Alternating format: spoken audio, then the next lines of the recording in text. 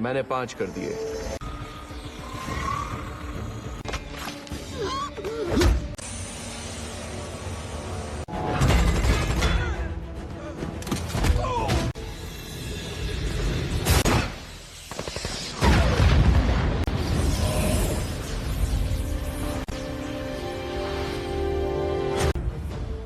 हम लोग के पास जैविक हथियार है। मैं उसे रोकती हूँ।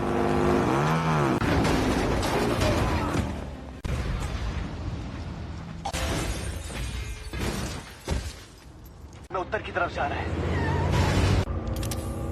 इसे एयरपोर्ट पे ले जाओ, पीछा नहीं छूटेगा। ट्रक को छोड़ दो।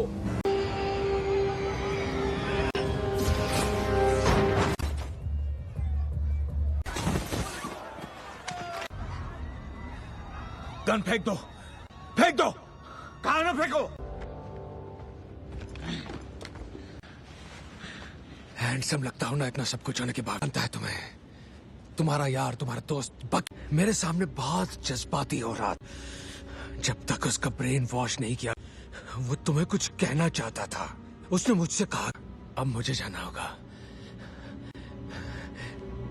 और तुम्हें मेरे साथ चलना। हमें बिल्डिंग के पीछे की तरफ।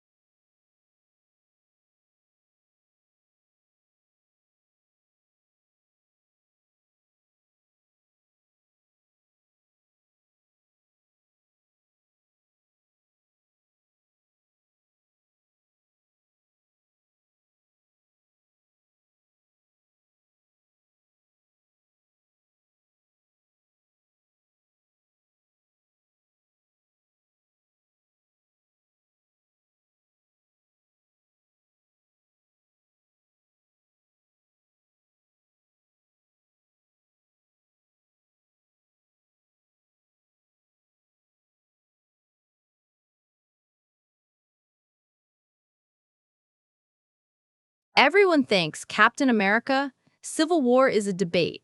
Team Cap versus Team Iron Man. Government oversight versus autonomous heroism. Accountability versus freedom. Pick your side, argue in the comments, buy the merchandise for whichever hero you think is right. Everyone is watching the wrong movie. Civil War isn't a political debate. It's a horror film. Not the kind with jump scares or monsters, though the raft prison sequence comes close, but psychological horror about how institutions rewrite reality through the weaponization of language itself. This is a film about gaslighting on a societal scale, where bureaucratic procedure becomes the mechanism through which heroes are transformed into criminals without ever losing a fight. The real villain isn't Zemo, whose plan only works because the infrastructure for institutional betrayal already exists. The real villain is Secretary Ross standing at a podium with a PowerPoint presentation, redefining the terms of heroism, while the Avengers sit in chairs designed to make them feel like students being disciplined. The debate framing is itself part of the horror. By presenting the Sokovia Accords as a reasonable difference of opinion, the film invites audiences to miss what's actually happening, the systematic criminalization of resistance through the control of narrative frameworks. Watch the film again, but this time ignore the fight choreography. Focus instead on who controls the cameras, who writes the documents, who decides what language is acceptable, and who ends up in an underwater prison without trial. The pattern reveals itself immediately. This isn't Avengers' philosophical differences. This is The Trial by Kafka, except Kay wears a star-spangled shield and the court wears business suits. Here's what people miss while they're busy picking teams. The film never actually shows the Sokovia Accords creating accountability. It shows them creating control. There are no oversight hearings, no appeals processes, no due process protections. There's just Ross, the man who created the abomination and faced zero consequences, standing in front of the world's most powerful beings and telling them they're the problem. And when some of them decline to sign away their autonomy to a panel of 117 countries that can't even agree on human rights standards, the response isn't dialogue. It's immediate criminalization. Bucky Barnes gets shot on sight. Steve Rogers becomes a fugitive. Wanda Maximoff gets imprisoned in the Avengers compound by her own teammate using the language of protection. It's for your own good. That phrase. It's for your own good. Vision says it to Wanda while literally preventing her from leaving the building, and the film frames it exactly like an abusive relationship. Elizabeth Olsen's face shows she recognizes it too, that specific expression of someone being told their imprisonment is actually care. This is gaslighting. The term has been overused into meaninglessness, but here it applies with clinical precision, a power structure redefining your reality, telling you that confinement is protection, that resistance is selfishness, that the cage is for your benefit, and if you object, well, that just proves you need the cage. The genius of Civil War's horror is that it doesn't announce itself. Horror films usually signal their genre ominous music, shadowy lighting, obvious threats. But institutional horror works differently. It works through signing ceremonies and legal language and bureaucratic procedure. It works through Ross showing a montage of destruction while carefully editing out every apocalypse the Avengers prevented. It works through Tony Stark being ambushed in a hallway by a mother whose son died in Sokovia, her grief weaponized into policy justification, and nobody stops to ask why Charles Spencer's death matters more than the millions who would have died if Ultron succeeded. The horror is in the asymmetry of what gets counted. This is why the film opens in Lagos, with Wanda preventing an explosion that would have killed dozens, maybe hundreds. And the narrative immediately frames her as the villain because she couldn't save everyone.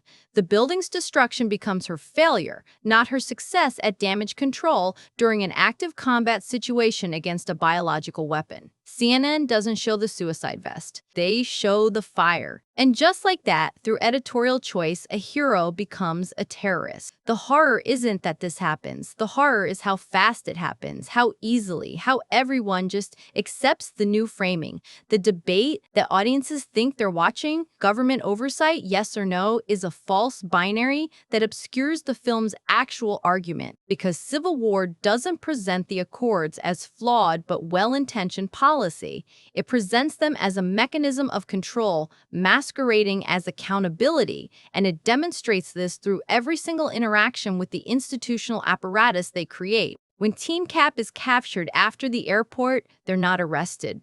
They're disappeared to the Raft, an underwater military black site that makes Guantanamo look like due process. No lawyers, no trials, no charges formally filed. Just enhanced individuals in shock collars, imprisoned in sensory deprivation cells, guarded by soldiers with automatic weapons. And this is presented as the legal response to superhero oversight. That's the horror. Not that the system is broken, but that it's working exactly as designed. The Sokovia Accords were never about preventing collateral damage. They were about ensuring that enhanced individuals answer to institutional power rather than their own moral judgment. And when Steve Rogers says, "What if they send us somewhere we don't think we should go? What if there's somewhere we need to go and they don't let us?" When he asks those questions, the film answers them 40 minutes later by showing his friends in a submarine prison without trial. Secretary Ross is the film's most honest character because he never pretends the Accords are about justice. Watch his scenes carefully. He doesn't talk about accountability structures or oversight mechanisms. He talks about power. You operate with unlimited power and no supervision.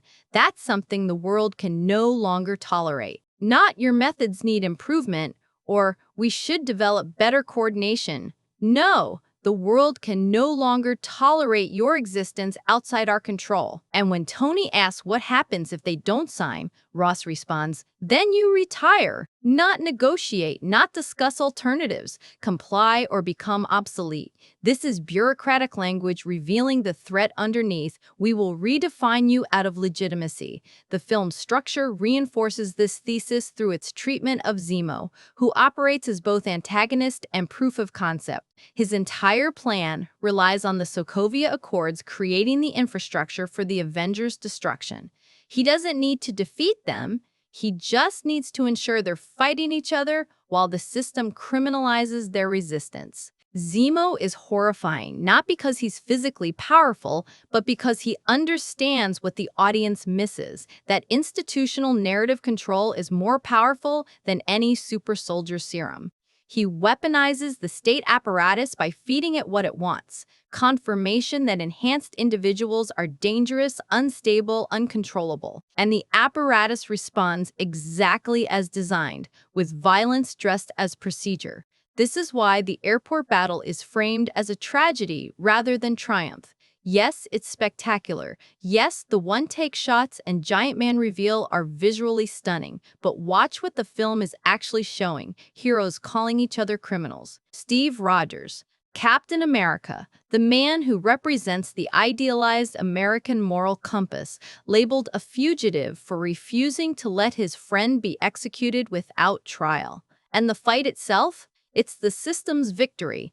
Every punch, every blast, every moment of heroes fighting heroes is the Sokovia Accords working. The real battle was lost the moment they started fighting each other instead of the apparatus that redefined them as threats.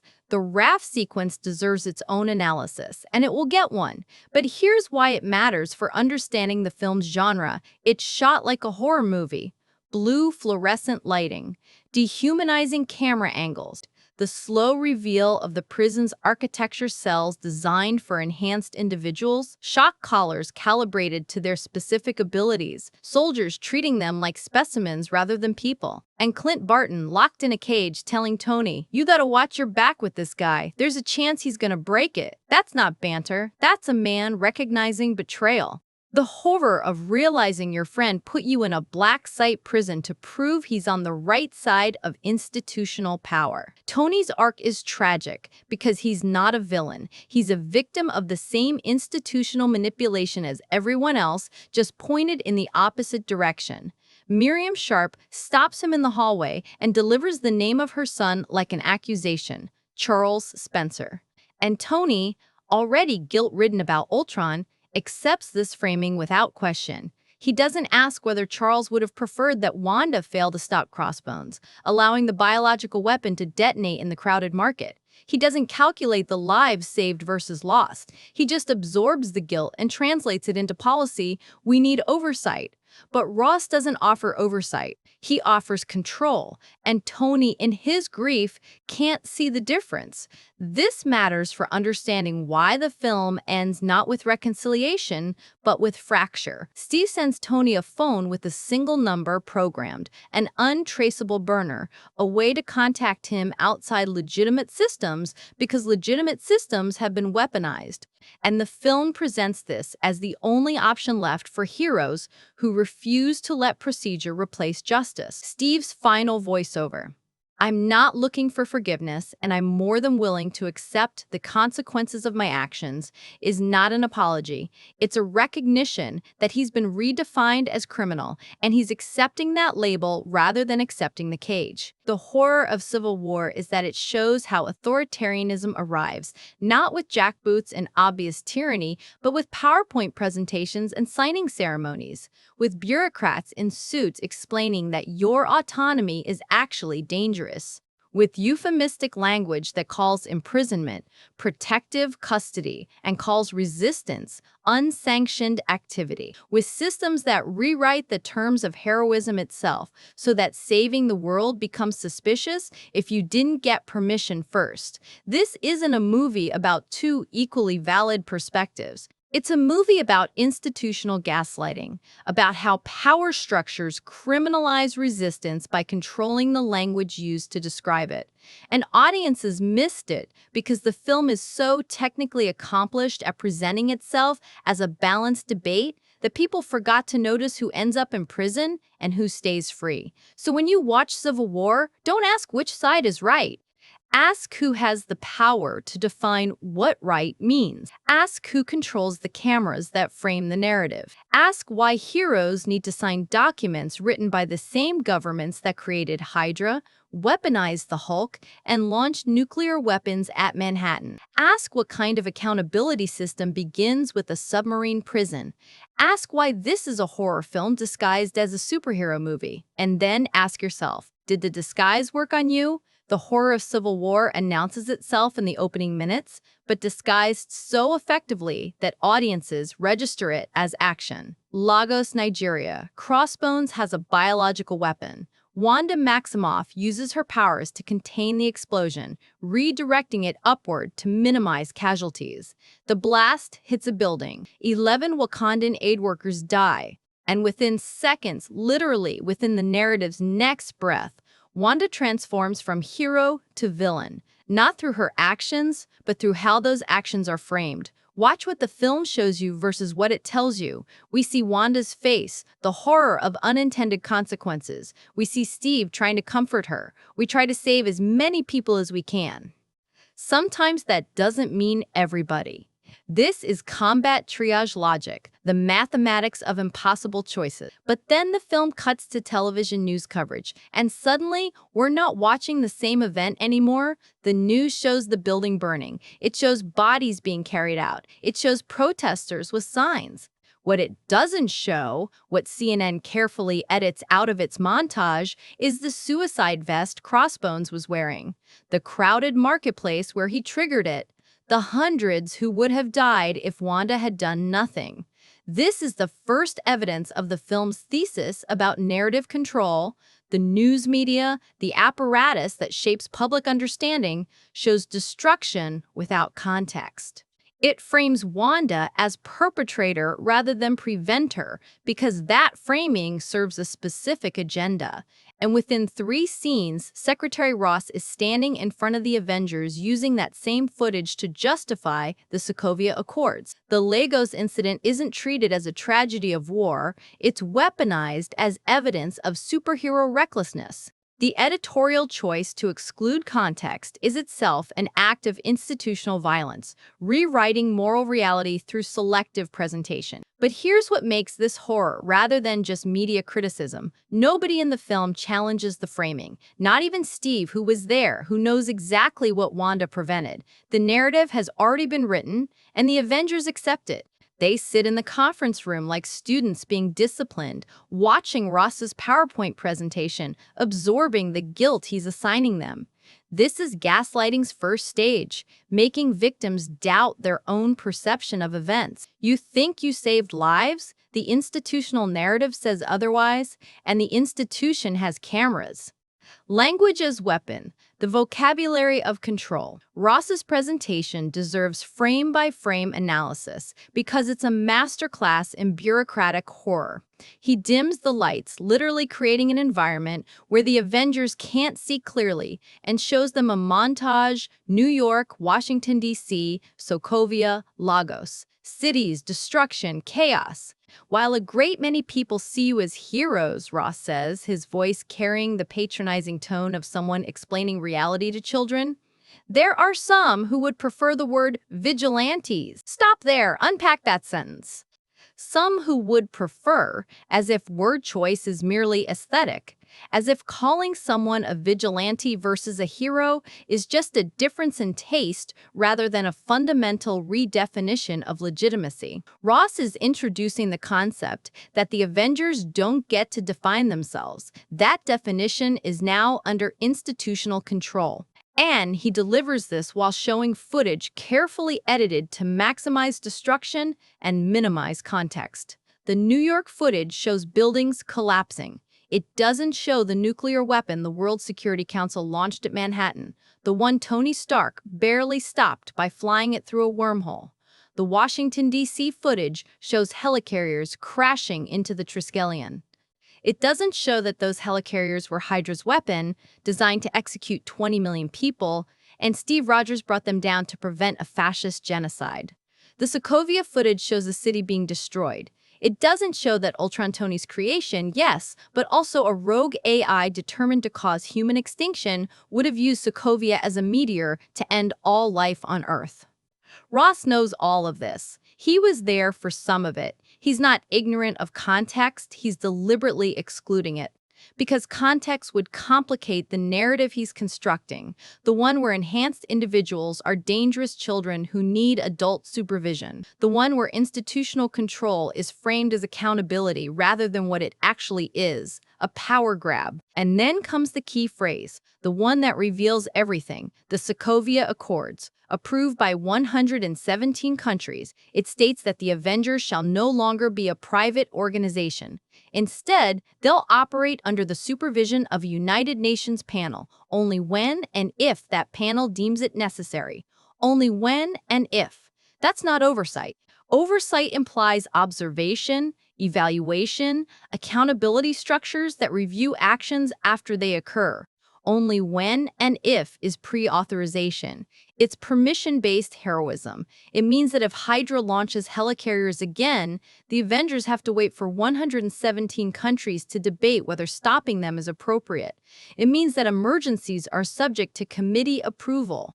And it means, though Ross doesn't say this part explicitly, that the panel can deploy the Avengers to situations they morally oppose, and refusal is now criminal insubordination. Steve catches this immediately. What if there's somewhere we need to go and they don't let us?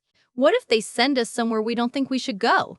He's asking the questions that reveal the Accord's actual function. And Ross's response is perfect in its honesty. That's not our problem. Not, we'll have an appeals process. Not, there will be mechanisms for disagreement. Just, that's not our problem.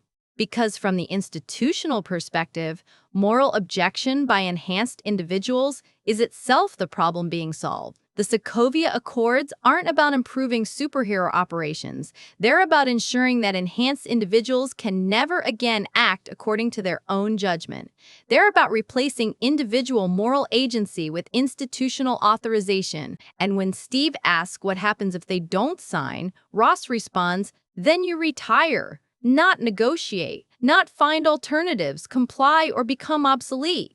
This is the language of ultimatum disguised as the language of policy. The apparatus revealed, architecture of institutional horror. The film's most horrifying sequence happens in the Avengers compound, in a scene so quietly devastating that audiences often overlook it. Wanda is cooking in the kitchen. Vision materializes through the wall, itself a violation of privacy, of physical boundaries, and informs her that Tony wants her to stay in the compound for her own safety. The television stations are camped outside the gates. There are cars lining the street, Vision explains, his tone reasonable, concerned. It's not safe for you to be out in public. Wanda understands immediately. What about you? She asks. Are you not worried about yourself? Vision's response, I'm not being perceived as a threat.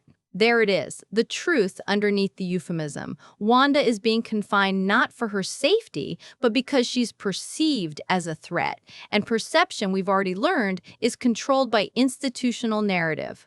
The news media framed her as dangerous, therefore she is dangerous, therefore she must be confined. The circular logic is airtight because it never references objective reality, only perception. But Vision isn't done. When Wanda challenges him, are you saying that they're reporting incorrect facts? That there was no blast? That no Wakandans died? He responds with the gaslighter's classic move, redirect to emotion. It is not a question of fact, but of interpretation. He's telling her that objective reality, she prevented greater catastrophe, matters less than subjective framing. She caused the deaths we choose to count. And then Wanda tries to leave. She walks toward the door.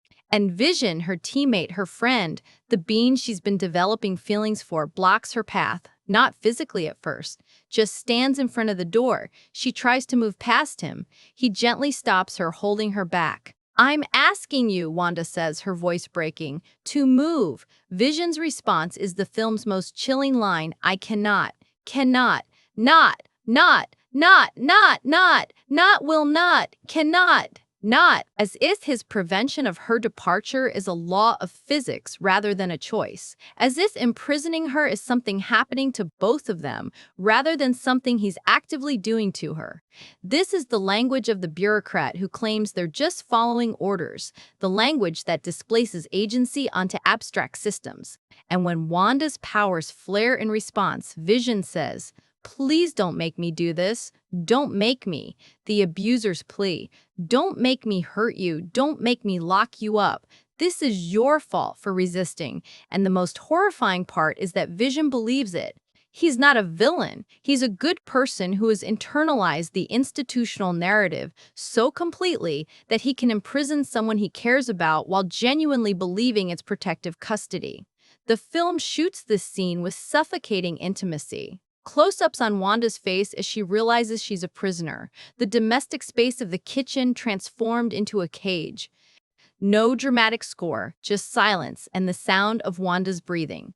This is horror through claustrophobia, through the gap between euphemism and reality. Vision calls it staying in the compound. Wanda recognizes it as house arrest. Both descriptions are technically accurate. Only one is honest. Compare this to how Bucky Barnes is treated. When the Sokovia Accords machinery turns its attention to the Winter Soldier, there's no pretense of protection. Bucky is hunted through Bucharest by a kill squad, Romanian special forces authorized by the Accords' institutional framework to execute an American citizen without trial, based on grainy security footage of an explosion at the UN. No investigation, no verification, just shoot on sight. And when Steve prevents Bucky's execution, when he brings Bucky in alive, what happens? Bucky is immediately imprisoned in a containment cell designed by Tony Stark, his metal arm locked in a hydraulic press, interrogated by a psychiatrist who is secretly Zemo, but whose position is legitimate within the system. Nobody asks whether Bucky has legal representation. Nobody questions whether imprisoning someone in a device that could crush their arm is appropriate treatment for someone who hasn't been convicted of anything. The horror is that this is all legal. The Sokovia Accords make this legal. Tony even says it explicitly, "You're gonna come with us now, because it's us, or nobody." And he's not gonna be in a cell, he's gonna be in a psych ward. As if a psychiatric prison is somehow better than a regular prison for someone who hasn't been proven guilty of anything. As if Tony's friendship is a shield that can protect Steve from the machinery they've set in motion. Except it's not, because systems don't care about friendships. And 40 minutes later, Steve and the others who refuse to sign away their autonomy are in the raft. The raft, horror made concrete. The raft sequence is where the film drops its disguise entirely and becomes explicit horror. Tony arrives at an underwater military black site, its existence itself a revelation, because when was this built? Who authorized it? How long has the U.S.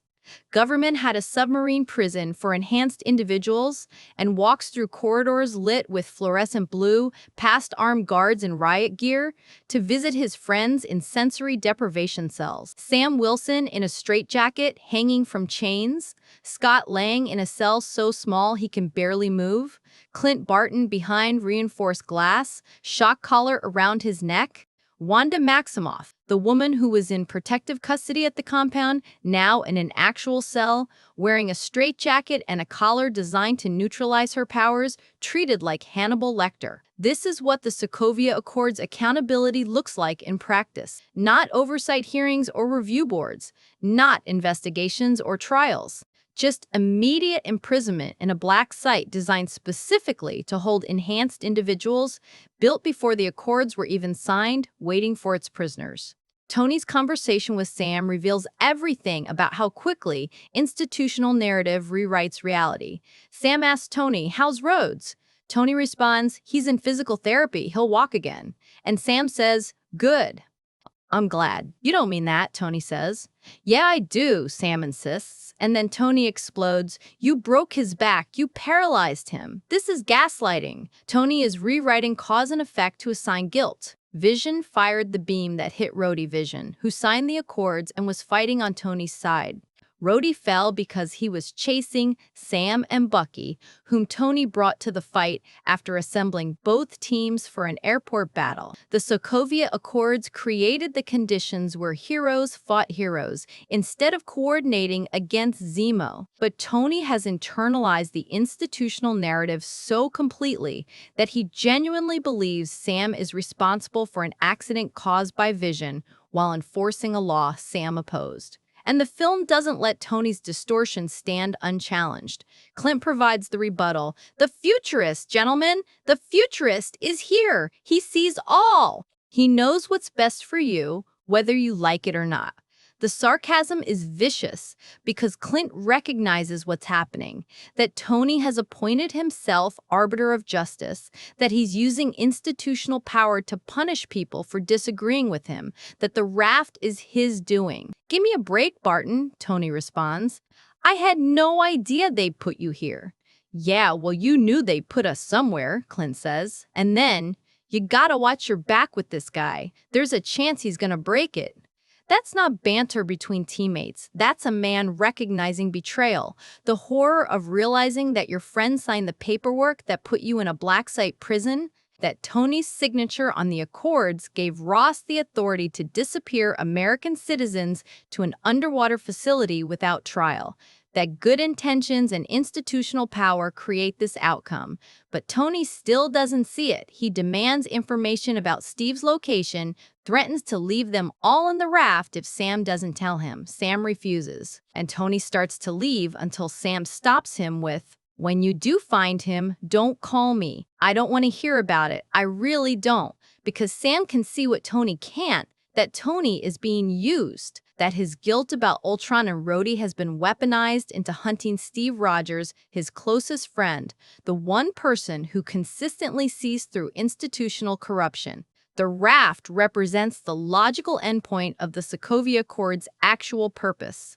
Not accountability, but control. Not oversight, but imprisonment. Not justice, but the capacity to disappear enhanced individuals who refuse to comply. And it was operational before the Accords were signed, which means this was always the plan. Build the infrastructure first, then create the legal framework to fill it with prisoners. Ross even admits this later when he's lecturing Tony after Steve's team escapes. I remember your mother fondly. She was a very charming, very bright woman. Clearly, she didn't pass those traits on to you. You still think you can control them? The mask slips. Ross doesn't want accountability. He wants control of enhanced individuals as a class. And when Tony fails to deliver that control, Ross threatens him. Best give me a call when you get back. There'll be consequences. Consequences for letting prisoners escape. Except they weren't prisoners. They were never charged, never tried, never convicted. They were just disappeared to a black site for refusing to sign a document. And Tony, standing in front of Ross, finally sees it. The way his face changes when Ross threatens him. The recognition that he's not Ross's partner in this, he's another enhanced individual who stepped out of line, and institutional power doesn't forgive that. Narrative control, who holds the camera. The mechanics of institutional horror in Civil War depend on controlling not just policy, but perception. Who gets to decide what counts as evidence? Who frames the narrative? Who controls what the public sees? Return to Ross's presentation. He shows destruction in New York, but the film audience knows, because we watched The Avengers, that the World Security Council tried to nuke Manhattan. The Avengers stopped an alien invasion and prevented a nuclear strike on 8 million people. But Ross's montage doesn't include that context. It can't, because context would undermine his thesis that enhanced individuals are the primary threat. The same pattern repeats with Tony's encounter with Miriam Sharp in the hallway. She stops him, delivers her son's name like an accusation, Charles Spencer. She shows Tony a photograph. He was a good kid, wanted to make a difference. I guess he did. When he died in Sokovia, he was building sustainable housing for the poor. I want to ask you, when you wake up in the morning, do you feel anything? This moment is devastating, and it's supposed to be. But watch what the film is actually showing you. Miriam's grief is real, and Charles Spencer's death is a genuine tragedy. But his death is being weaponized. By whom? Who arranged for Miriam to be in that hallway at that exact moment? How did she know Tony would be there? Later revelations about Zemo's manipulation suggest he orchestrated the UN bombing, but Miriam's encounter with Tony has the fingerprints of institutional arrangement, the kind of chance meeting that political operatives staged to generate specific outcomes. And even if it wasn't arranged, the film shows us how personal grief is translated into policy justification without interrogating the logic. Charles Spencer died in Sokovia, so did thousands of others. But millions would have died if the Avengers hadn't stopped Ultron from using Sokovia as an extinction-level meteor. The moral mathematics don't support the Accords. Charles Spencer would be just as dead in the timeline where the Avengers don't exist, along with everyone else on Earth. But institutional narrative doesn't work through logic. It works through emotion, through the specific over the abstract, through the photograph of one victim instead of the statistics of millions saved. Miriam Sharp's grief is weaponized not because she's malicious, she's not, she's genuinely suffering, but because the system knows that one dead son's photograph has more rhetorical power than abstract numbers of prevented apocalypses. Tony internalizes this. He makes Miriam's grief, her guilt, his guilt, and he translates it into policy. We need the Accords. We need oversight. We need to accept institutional control because we caused harm. The logic is circular. We caused harm, therefore we shouldn't be allowed to act without permission. Therefore, we'll cause more harm if we act without permission. But Tony can't see the circle because he's trapped inside his own guilt. The film shows another manipulation when the UN bombing happens in Vienna. The footage is grainy, security camera quality, but it clearly shows someone who looks like Bucky Barnes. And on that basis, security footage, no investigation, no verification, the world's governments authorize a kill order. Shoot on site. Don't capture, don't question, don't investigate. Just execute. Steve sees the problem immediately. We have to find Bucky first, before anyone else does. Because Steve understands that in the institutional framework the Accords create, investigation comes after execution. The narrative will be written before the truth is known. And if Bucky is killed, the story becomes Winter Soldier terrorist killed while resisting arrest, case closed. But Steve manages to bring Bucky in alive. And what happens? Bucky is imprisoned, interrogated, and then Zemo, disguised as the psychiatrist, uses trigger words to activate Winter Soldier programming. Bucky goes on a rampage. People die. And the institutional narrative writes itself. See?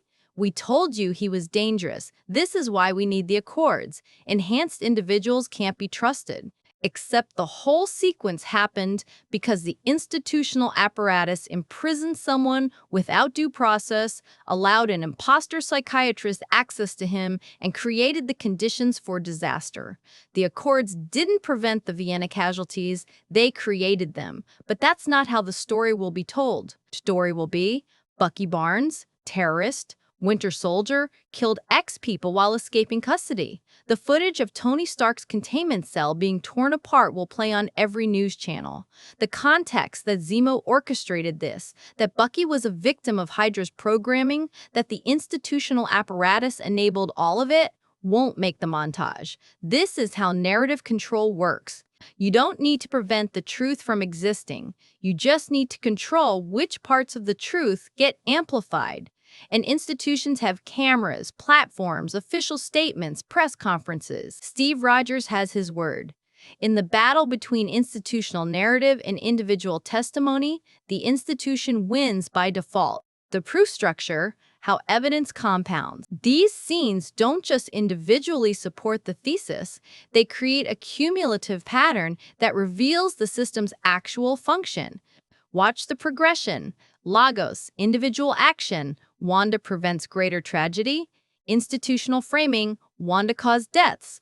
Public perception shift, Wanda is dangerous. Sokovia Accords presentation, selective evidence, destruction without context. Policy justification, we need control.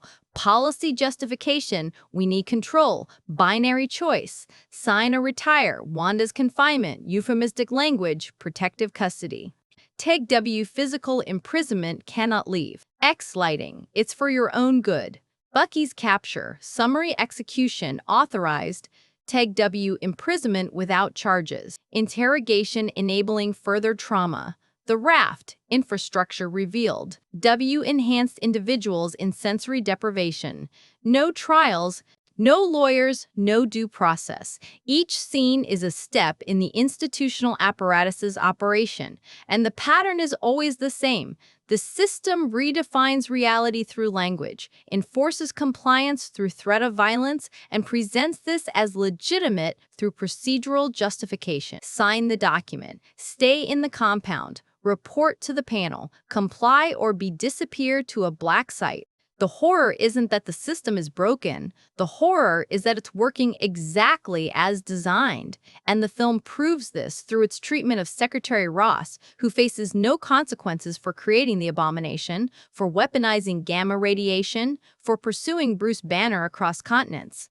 Ross's failures resulted in the Harlem rampage that destroyed multiple city blocks. But he's not in the raft. He's not under oversight. He's standing at a podium giving PowerPoint presentations about why enhanced individuals need accountability. The institutional apparatus doesn't apply to itself. It only applies to those who might challenge institutional power. That's not accountability. That's control. And every scene in Civil War, from Lagos to the raft to the final phone call, demonstrates this thesis through the gap between what institutions claim they're doing, accountability, oversight, protection, and what they're actually doing, criminalization, imprisonment, narrative control. The evidence isn't subtle, it's overwhelming. The film is practically screaming its thesis. But it's screaming it in the language of bureaucratic horror, where the scariest thing isn't a monster, but a document that redefines you as criminal, where the real violence isn't the fight scenes, but the signing ceremony, where the true nightmare is waking up to find that your heroism has been rewritten as vigilantism, and nobody will believe your version of events because institutions control the cameras. This is the evidence. This is what the film shows us when we watch what it's actually doing rather than what it claims to be, a balanced debate. There's nothing balanced about the raft. There's nothing balanced about house arrest for preventing a suicide bombing. There's nothing balanced about kill orders without investigation. There's just power structures protecting themselves by criminalizing resistance, and heroes learning too late that the real battle isn't against supervillains. It's against the institutional machinery that can redefine heroism itself. You're probably thinking, this reading is too harsh. Tony Stark has legitimate points about accountability. The Avengers did cause collateral damage. Wanda did kill those Wakandans, however accidentally. Ultron was Tony's creation, yes, but the broader argument about unchecked power isn't wrong just because the messenger is flawed. Surely the film intends some balance, some genuine ambiguity about whether the Sokovia Accords represent necessary oversight or governmental overreach. The Russo brothers themselves said they wanted audiences to debate both sides. These objections deserve serious engagement because they represent how most viewers experience the film. And there's truth in them, which is precisely what makes the film's horror so effective. The best gaslighting always contains kernels of truth. The most effective institutional control always begins with legitimate grievances. So let's address these counter-arguments directly and examine whether they actually undermine the thesis or inadvertently strengthen it. Counter-argument 1. Tony's right about accountability.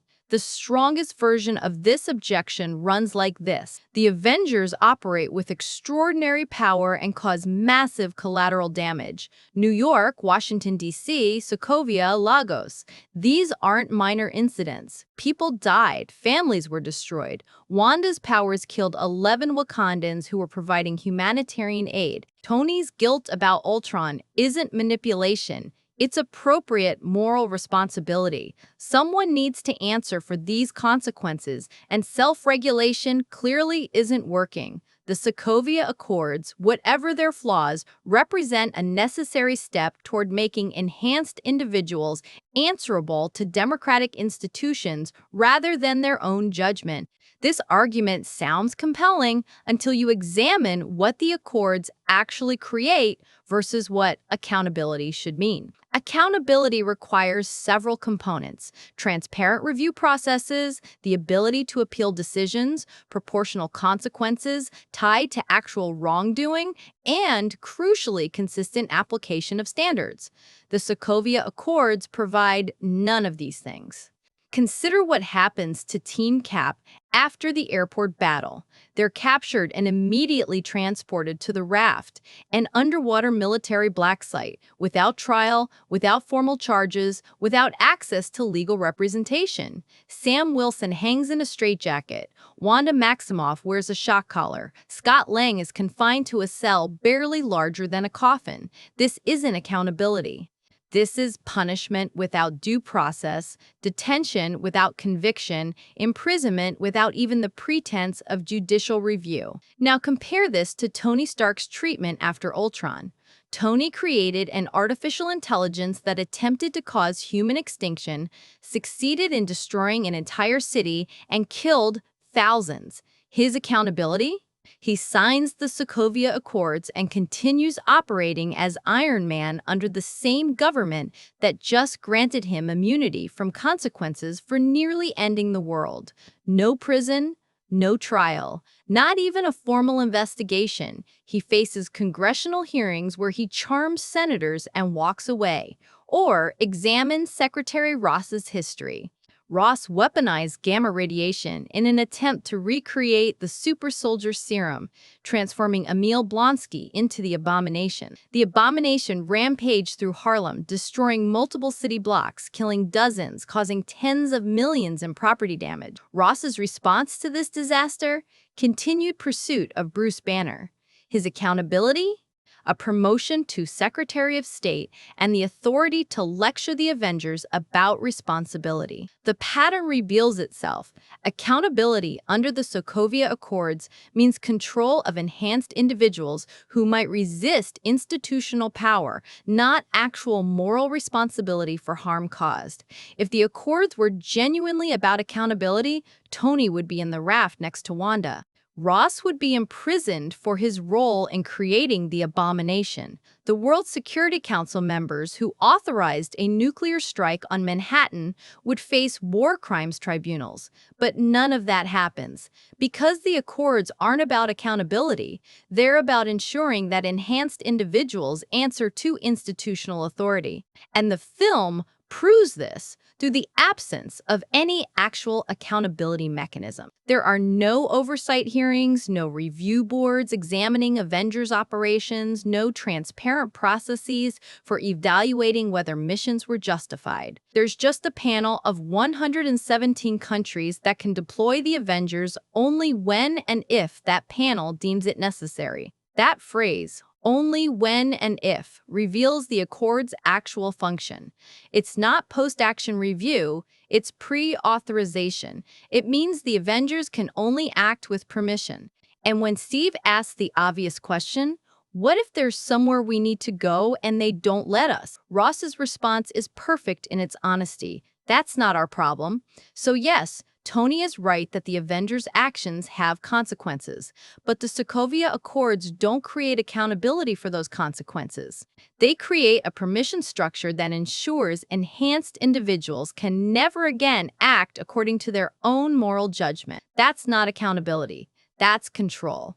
And the film demonstrates the difference by showing us the raft, where accountability would mean trials and appeals, but control means immediate imprisonment of anyone who refuses to comply. Counter-argument. 2. the Russo brothers' intended balance. This objection is important because it addresses authorial intent. The directors explicitly stated in interviews that they wanted both perspectives to seem valid, that they deliberately cast Robert Downey Jr. and Chris Evans, the MCU's two most beloved characters, as opposing sides to create genuine moral ambiguity. The film's marketing encouraged Team Cap versus Team Iron Man debates. Doesn't this prove the film intends balance rather than the one-sided horror reading being argued here?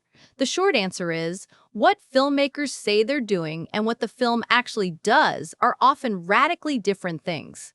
Directorial intent matters for understanding creative choices, but it doesn't override textual evidence. And the textual evidence in Civil War systematically undermines any claim to balance through its actual mechanics. Who controls institutions, who gets imprisoned, how language functions, where the camera's sympathy lies. Start with the structural imbalance. If the film genuinely wanted to present both sides as equally valid, it would need to show the Sokovia Accords working as intended, preventing collateral damage, creating genuine oversight, producing better outcomes than autonomous Avengers operations. But the film never shows this. Instead, every single interaction with the Accords' institutional apparatus results in injustice. Wanda imprisoned without cause, Bucky nearly executed without trial, Team Cap disappeared to a black site without charges, and Zemo's plan succeeding precisely because the Accords created the infrastructure for the Avengers division. The film also undermines balance through its treatment of Ross. If the Accords were meant to seem like a reasonable alternative to autonomous operation, why is their primary advocate the man responsible for the abomination? Why make him dismissive, condescending, openly contemptuous of the Avengers? Why have him threaten Tony with consequences when prisoners escape? The film could have created a sympathetic Accords advocate, someone genuinely concerned about collateral damage, someone proposing actual oversight rather than control. Instead, it gives us Ross, whose every scene radiates authoritarianism. Even the film's visual language betrays which side it's actually on. Watch how the raft sequence is shot. Blue fluorescent horror lighting, dehumanizing camera angles, the slow reveal of sensory deprivation cells. This isn't neutral cinematography, it's horror movie grammar applied to the Accords' logical endpoint. Compare this to how the film shoots Steve's resistance, warm lighting, heroic framing, the camera treating his defiance as noble rather than criminal. But the strongest evidence against intended balance is the phone. The film's final scene shows Steve sending Tony a burner phone with one number programmed, a way to contact him outside legitimate system. And Steve's voiceover says, "I know I hurt you, Tony. I wish we agreed on the Accords. I really do, but we don't." This isn't a man realizing he was wrong. This is someone acknowledging permanent disagreement and offering Tony a way to bypass the institutional machinery when it inevitably fails. The film ends not with reconciliation or synthesis, but with fracture. And it presents Steve's position as the morally defensible one. He's willing to accept being labeled a criminal rather than accept the Accords' definition of legitimacy. And Tony, standing alone in the Avengers facility, realizes Steve was right. You can see it in his face, the recognition that he chose the wrong side, that institutional power betrayed him, that Ross used his guilt to weaponize him against his closest friend. So yes, the Russo brothers may have intended balance, but films aren't constituted by intentions. They're constituted by what actually appears on screen. And what appears on screen is a systematic demonstration that the Sokovia Accords create injustice, that institutional control masquerades as accountability, and that the only characters who end up in prison are those who refuse to sign away their autonomy. That's not balance, that's a thesis. Counter-argument. 3. You're over. Intellectualizing a popcorn movie. This objection is perhaps the most dismissive, but also the most revealing. Civil War is a superhero film designed to sell tickets and merchandise, not a philosophical treatise on institutional power. Reading it as a horror film about gaslighting and bureaucratic control is projecting sophisticated political analysis onto what's essentially a big-budget action movie, where the real purpose is spectacular fights and emotional drama between beloved characters. Sometimes a superhero movie is just a superhero movie. Except Civil War itself refuses to be just a superhero movie through its deliberate narrative choices. The film spends extraordinary amounts of screen time on legal documents, signing ceremonies, political debates, and bureaucratic procedure elements that have no place in a popcorn movie focused solely on spectacle. Why does the film dedicate an entire scene to showing the Sokovia Accords as a physical document with close-ups of signatures if the paperwork is irrelevant? Why does it spend 5 minutes on Ross's PowerPoint presentation when it could have just started with the fight? Consider what the film chooses to show versus what it could have shown. The airport battle, the film's marketing centerpiece, takes up maybe 15 minutes of screen time. The raft sequence, by contrast, is given extended, uncomfortable focus. Tony walking through corridors of a military black site, past guards with assault rifles, to visit his friends in sensory deprivation cells. Sam in chains, Wanda in a straitjacket. The camera holds on these images, forces us to confront them, refuses to move quickly past the horror of what the Accords have created. That's a choice. A popcorn movie focused on spectacle would minimize the raft or skip it entirely. It would frame the Team Cap versus Team Iron Man conflict as purely personal rather than political. It would end with reconciliation and the team reuniting to fight a bigger threat. Instead, Civil War ends with permanent fracture, with Steve operating as a fugitive, with the Avengers destroyed not by a supervillain, but by institutional machinery. The film also dedicates substantial time to Zemo's plot, which only works as commentary on institutional systems. Zemo isn't physically powerful. He's an ordinary man who understands that the Sokovia Accords have created infrastructure for the Avengers' destruction. His plan succeeds not through combat, but through manipulation of institutional frameworks, framing Bucky to trigger capture protocols, impersonating a psychiatrist within the legitimate system, using the UN bombing to generate authorization for military responses. He's a procedural villain in a film that's obsessed with procedure. Even the film's title is revealing. It's not Avengers, Team Cap versus Team Iron Man. It's Captain America: Civil War, invoking America's historical conflict over federal versus state power, over institutional authority versus individual conscience, over what happens when the law itself becomes unjust. The film knows what it's about. It tells you in the title. And if you still doubt that the film is making deliberate political arguments rather than just creating spectacle, consider this. Why does Steve quote Sharon Carter's eulogy of Peggy Carter? Compromise where you can. Where you can't, don't. Even if everyone is telling you that something wrong is something right, even if the whole world is telling you to move, it is your duty to plant yourself like a tree, look them in the eye, and say, no, you move. That speech is the film's thesis statement. It's an explicit articulation of moral resistance to institutional pressure, a declaration that individual conscience must sometimes defy collective authority. And Steve quotes it immediately before refusing to sign the Accords. Immediately before the film pivots into showing exactly what happens when someone plants themselves like a tree and says no, they get labeled criminals, hunted, imprisoned, and disappeared to black sites. A popcorn movie doesn't need that speech. A popcorn movie doesn't need the raft. A popcorn movie doesn't need Vision literally imprisoning Wanda while saying it's for your own good. These elements serve a specific argument about how institutional power operates, how language gets weaponized, how systems criminalize resistance. The film chose to include them. That choice matters. Counter-argument. 4. Steve is just being stubborn and arrogant. This objection argues that Steve's refusal to sign the Accords represents not principled resistance but personal flaws. His inability to compromise, his need for control, his arrogance in trusting his own judgment over collective democratic decision-making.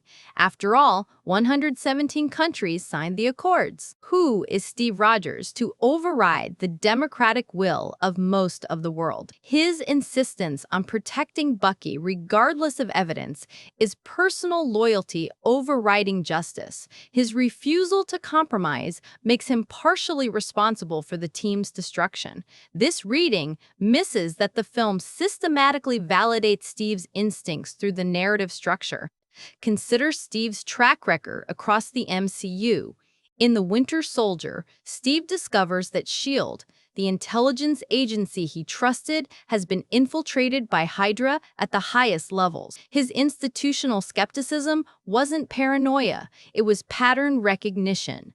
The very systems demanding trust had been corrupted by fascists who nearly executed 20 million people. In Civil War, Steve's skepticism about the Accords proves correct within the film's own narrative. He warns that panels of governments might have agendas that conflict with justice. 40 minutes later, those same governments authorize summary execution of Bucky Barnes based on grainy security footage with no investigation.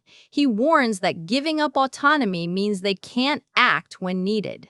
The film proves him right when the Accords infrastructure imprisons his teammates without trial, while Zemo operates freely because he's not enhanced and therefore outside the Accords scope. Steve's protection of Bucky also proves justified.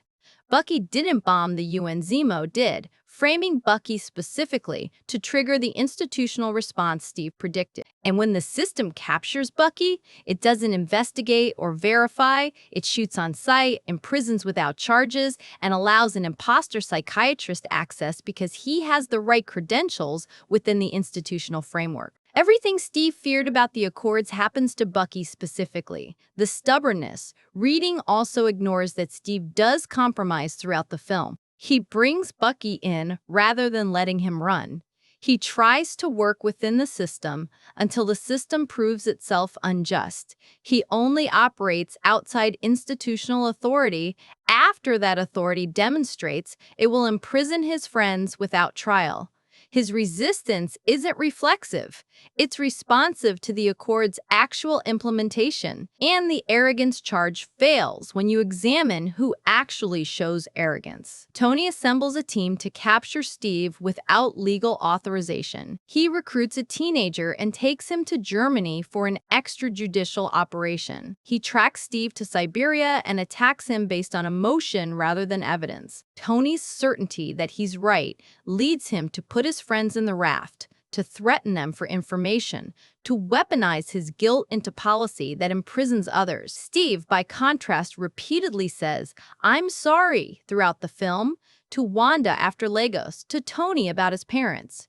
In his final letter, he's not performing certainty. He's performing exhausted resistance to a system he recognizes from experience. And the film validates that recognition by showing us the raft, by showing us Vision imprisoning Wanda, by showing us Ross threatening Tony, by demonstrating that Steve's skepticism about institutional power was correct. The counter-arguments collapse under examination because the film's actual mechanics, who gets imprisoned, who controls institutions, how language functions, where power resides, all support the thesis that Civil War is about institutional gaslighting rather than balanced debate.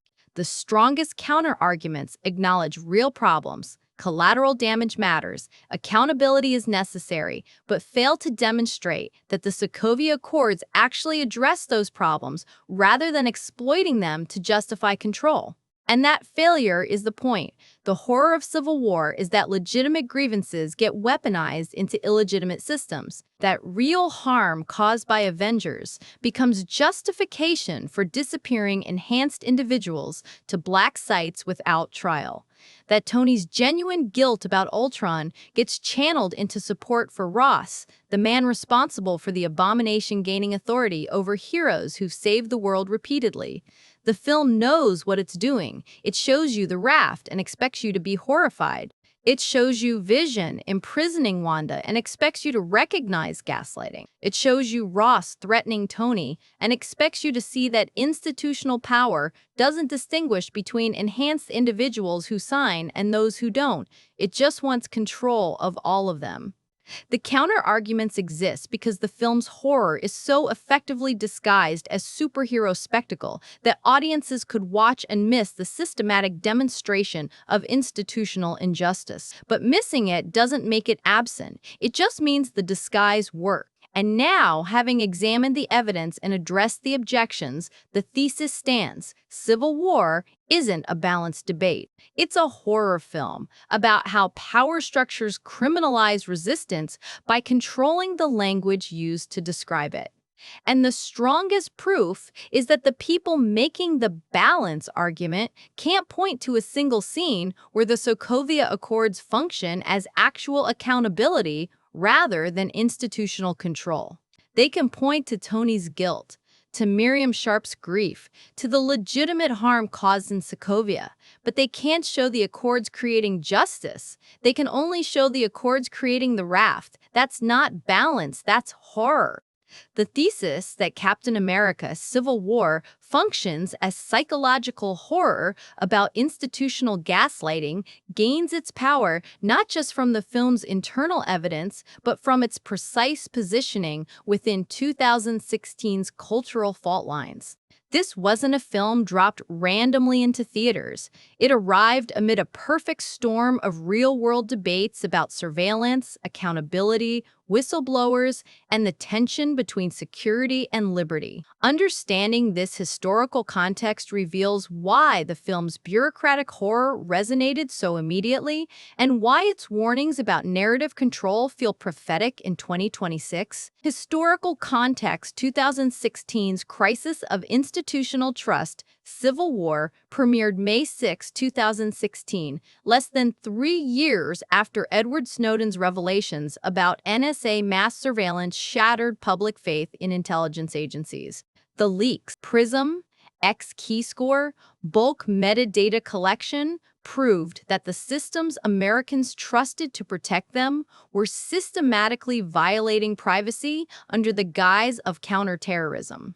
The film's portrayal of institutional betrayal echoes this directly. S.H.I.E.L.D.'s Hydra infiltration in Winter Soldier mirrors Snowden's discovery that government wasn't just incompetent, but actively hostile to constitutional rights. That same year saw the Orlando Pulse nightclub shooting June 12, where 49 people died in the deadliest mass shooting by a single gunman in U.S. history. The aftermath crystallized debates about radicalization, security theater, and government overreach. Calls for no-fly list, expansion to gun purchases collided with concerns about due process. The same tension Civil War dramatizes when Bucky faces summary execution based on circumstantial evidence. The film doesn't preach, it shows what happens when security concerns override individual rights, extrajudicial measures that punish the innocent alongside the guilty. Black Lives Matter protests peaked in 2016 after high-profile police killings,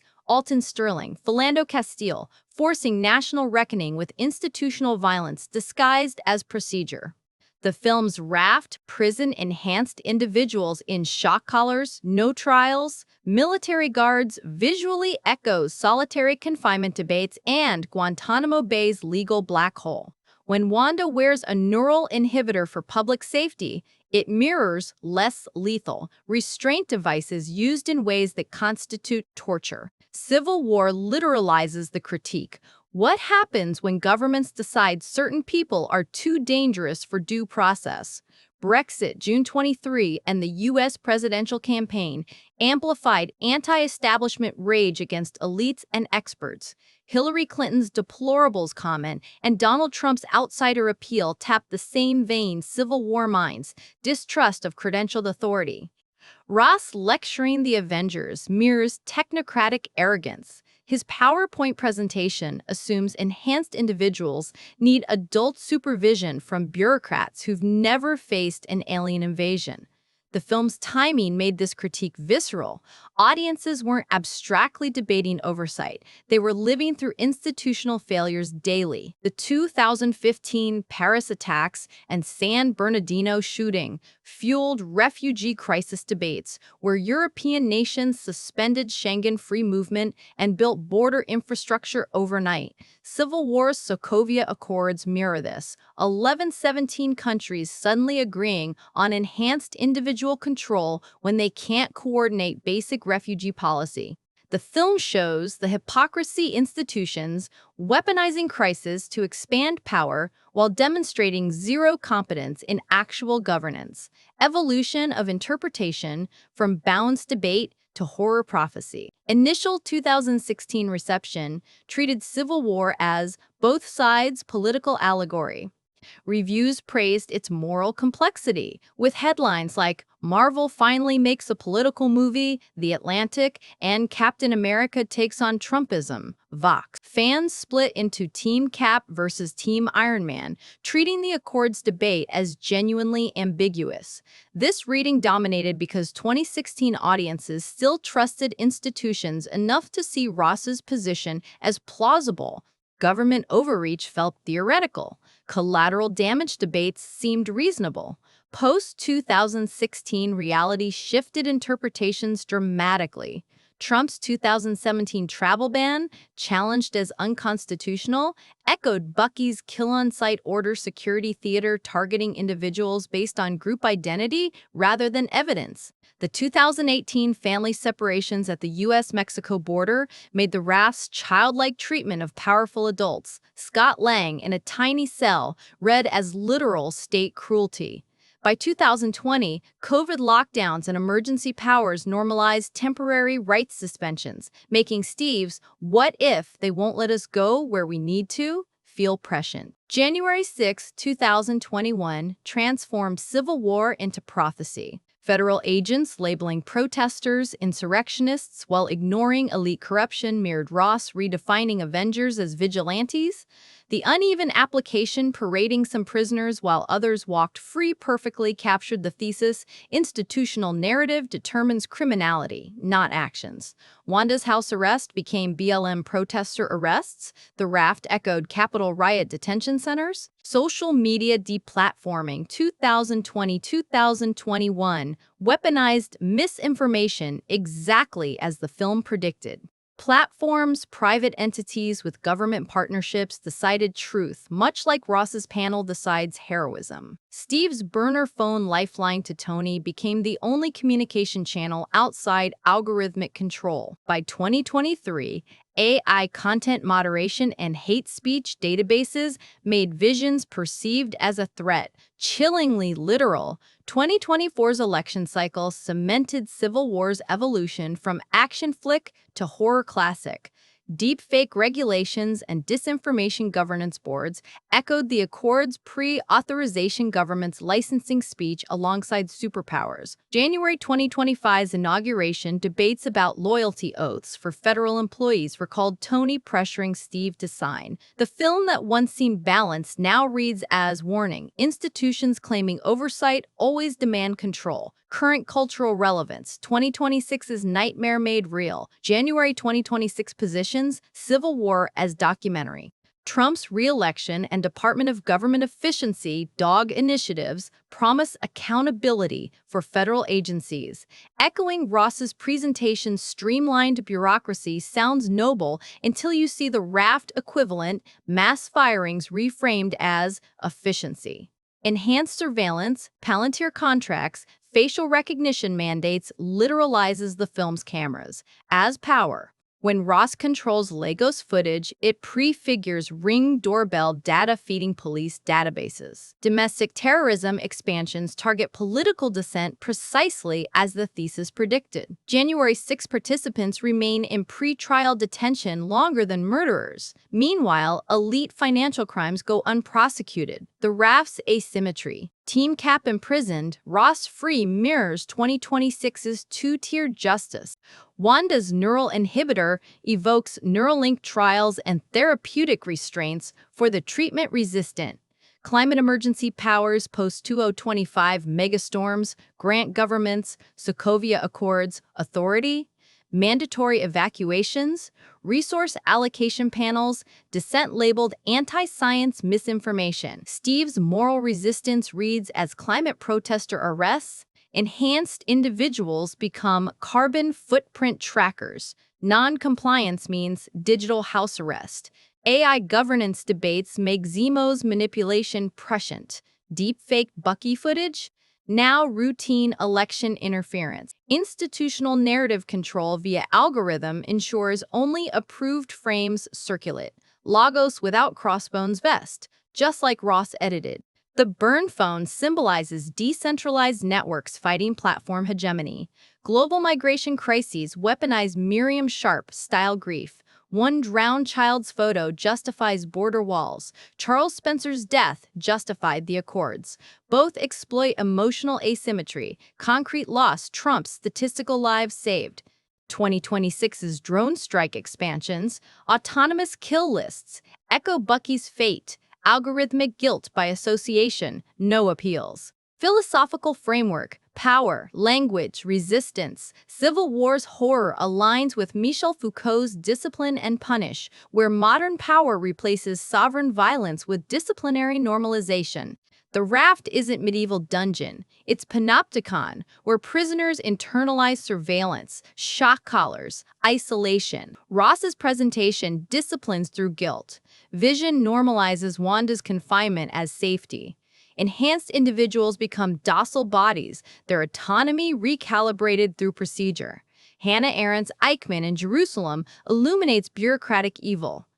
Ross isn't cackling villain, he's banal administrator citing 1117 countries, paperwork, necessity. Eichmann just followed orders. Vision cannot control his duty. The horror is competence without morality systems working perfectly toward dehumanization. George Orwell's Newspeak weaponizes language exactly as the film shows. Vigilantes versus heroes, oversight versus heroes, control, protective custody versus house arrest. Ross diminishes Avengers to children needing supervision. 11/7 nations confer legitimacy on absurdity. Steve resists through plain speech. This is wrong, preserving moral clarity against semantic drift. Noam Chomsky's manufacturing consent explains Lagos framing.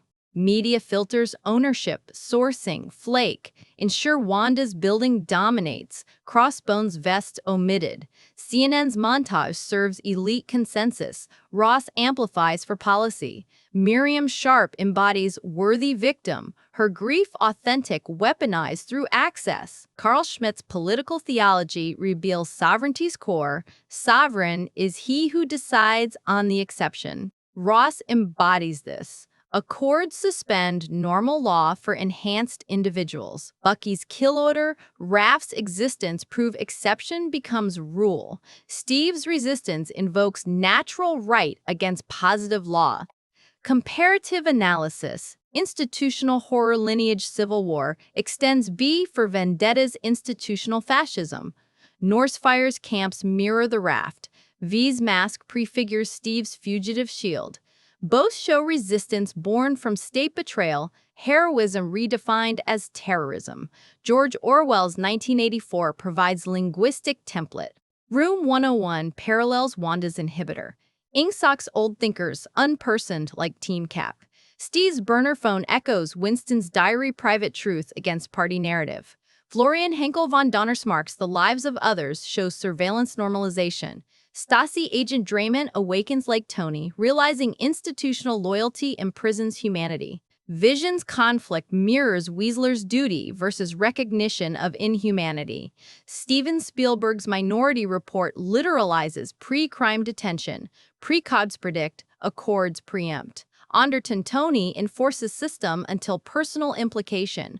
Rhodey friendship reveals its cruelty. Both end rejecting institutional determinism. Margaret Atwood's The Handmaid's Tale, via TV adaptation timing, shows euphemism's power. protective custody, better dead clean, gender traitors, parallel enhanced individuals, vigilantes. Offred's isolation mirrors Wanda's compound confinement. Even Winter Soldier internal MCU evolves. S.H.I.E.L.D.'s fall proves Steve right about institutional corruption. Civil War tests that lesson against peer pressure. Tony, emotion, Bucky, procedure, Ross. Each reinforces the thesis systems claiming protection deliver control. Broader significance, rewriting heroism's language. Civil War's context elevates it beyond superhero film to philosophical interrogation. Can heroism survive institutional capture? Traditional heroism defied unjust authority. Robin Hood, Spartacus, Accords redefine it as licensed obedience. Steve embodies pre-modern virtue, moral judgment over procedural legitimacy. Tony represents modern tragedy, good intentions captured by systems. The film warns that language is battleground. Once hero becomes vigilante, enhanced, becomes threat. Resistance itself constitutes crime. 2016's context made this abstract. 2026's surveillance state. Speech codes, emergency powers make it urgent. Heroes don't just fight supervillains, they fight semantic capture. Institutions don't conquer through force. They redefine terms until opposition seems pathological. Ross doesn't need army, he needs PowerPoint. Vision doesn't need violence, he needs cannot. The raft doesn't need torture, it needs isolation reframed as security. Steve's final letter. Even if the whole world is telling you something wrong is something right, names the stakes, institutional gaslighting demands moral clarity. Civil War doesn't resolve tension. It provokes recognition that heroism requires rejecting approved narratives. This context transforms the film from spectacle to mirror. 2016 audiences debated teams, 2026 viewers see themselves in the raft asking, which phone will you answer? The horror thesis of Captain America, Civil War, isn't just embedded in narrative, it's constructed through deliberate filmmaking choices that manipulate audience perception exactly as institutions manipulate the Avengers. The Russo brothers and their collaborators weaponize cinematography, editing, sound design, and performance to create a film that presents itself as balanced spectacle while systematically revealing institutional gaslighting. These aren't aesthetic flourishes. They're evidence of intentional horror filmmaking disguised as superhero action, cinematography, the language of confinement. Trent Opelok's cinematography operates through systematic contrast spaces, where characters have autonomy versus spaces where institutions control them. Watch how Lagos is shot. Handheld cameras, natural light, wide angles showing the environment, rapid movement tracking combat. This is action cinematography, the visual language of agency. Wanda redirects the explosion upward. The camera follows her gesture, her power literally shaping the frame. She has control, or at least the illusion of it. Now compare this to the Sokovia Accords presentation. Ross dims the lights, literally reducing the Avengers' ability to see clearly, and the cinematography shifts to locked-off, static shots. The Avengers sit in chairs framed from Ross's perspective, looking up at him and his screen. They're positioned like students, like children being lectured. The camera never adopts their point of view during this sequence. We watch them being talked at, never with them looking back. This compositional choice reinforces power asymmetry. Ross controls the frame just as he controls the narrative. The shift becomes explicit in Wanda's confinement sequence. When Vision tells her she can't leave the compound, Opelok abandons the facility's usual warm, open lighting for something far more clinical. The kitchen, previously shot with natural light and welcoming tones, becomes cold, shadowless, fluorescent. This is horror cinematography invading domestic space. The camera positions itself between Wanda and the exit, literally blocking escape routes in the composition just as Vision blocks them physically. When Wanda's powers flare in frustration, the red glow illuminates her face from below classic horror underlighting that transforms her from victim to perceived threat within the same frame. But the raft sequence reveals the cinematography's true genre allegiance. Obelok shoots the underwater prison exactly like alien isolation horror. Blue fluorescent tubes create pools of light separated by shadow, each cell a discrete horror vignette. The camera moves slowly, deliberately, forcing audiences to absorb the architectural cruelty shock. Collars, straitjackets, sensory deprivation. When Tony walks through these corridors, the camera adopts his eye line, making us complicit in his inspection of imprisoned friends. We see what he sees: Sam hanging from chains, Scott in a coffin-sized cell, Wanda in a neural inhibitor.wddd. The framing is dehumanizing by design. Wide shots emphasize the prisoner's smallness against massive institutional infrastructure. Close-ups through reinforced glass create barriers between viewer and subject. We can't reach them any more than Tony can undo what he's enabled. The cinematography doesn't just show the raft. It makes you feel its claustrophobia, its inhumanity, its deliberate cruelty dressed as security architecture.u.e. Even the film's color grading reinforces the thesis. Sequences of institutional control, the Accords presentation, Bucky's interrogation, the raft, use desaturated, cool palettes that drain warmth from human faces. Contrast this with Steve's resistance. The Peggy Carter funeral glows with warm light. The final Siberia confrontation, though brutal, maintains saturated color. The message through cinematography alone: institutions drain humanity, resistance preserves it, however painful.us. Editing, propaganda techniques, and narrative control. Jeffrey Ford and Matthew Schmidt's editing demonstrates how institutions manufacture consent through selective presentation. The most explicit example is Ross's PowerPoint montage. Watch what it shows and, crucially, what it omits. New York, buildings collapsing, civilians running. What's missing? The nuclear weapon aimed at Manhattan, the Shittori army slaughtering people, the World Security Council's willingness to sacrifice millions, Washington, D.C., helicarriers crashing into the Triskelion.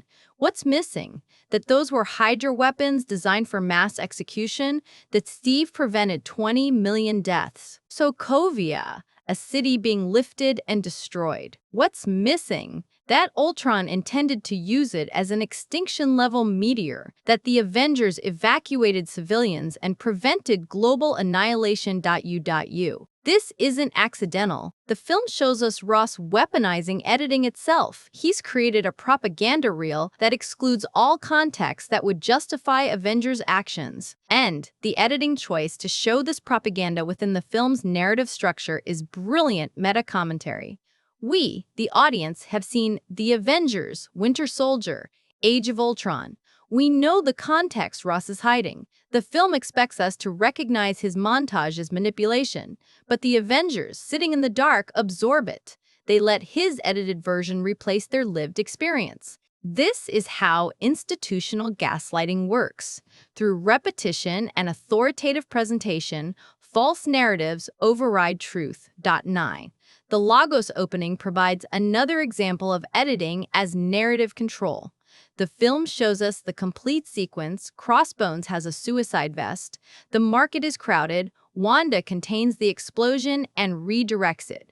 We see her save dozens, maybe hundreds of lives. But then the edit cuts to CNN coverage, and we see only the aftermath, the burning building, the bodies, the protesters. The news editing has removed Crossbones entirely, removed the vest, removed the choice Wanda faced. It's the same event, but edited into a completely different story. The film's own editing rhythm reinforces power dynamics. Scenes of institutional control use longer takes, static compositions, letting bureaucratic language dominate through duration.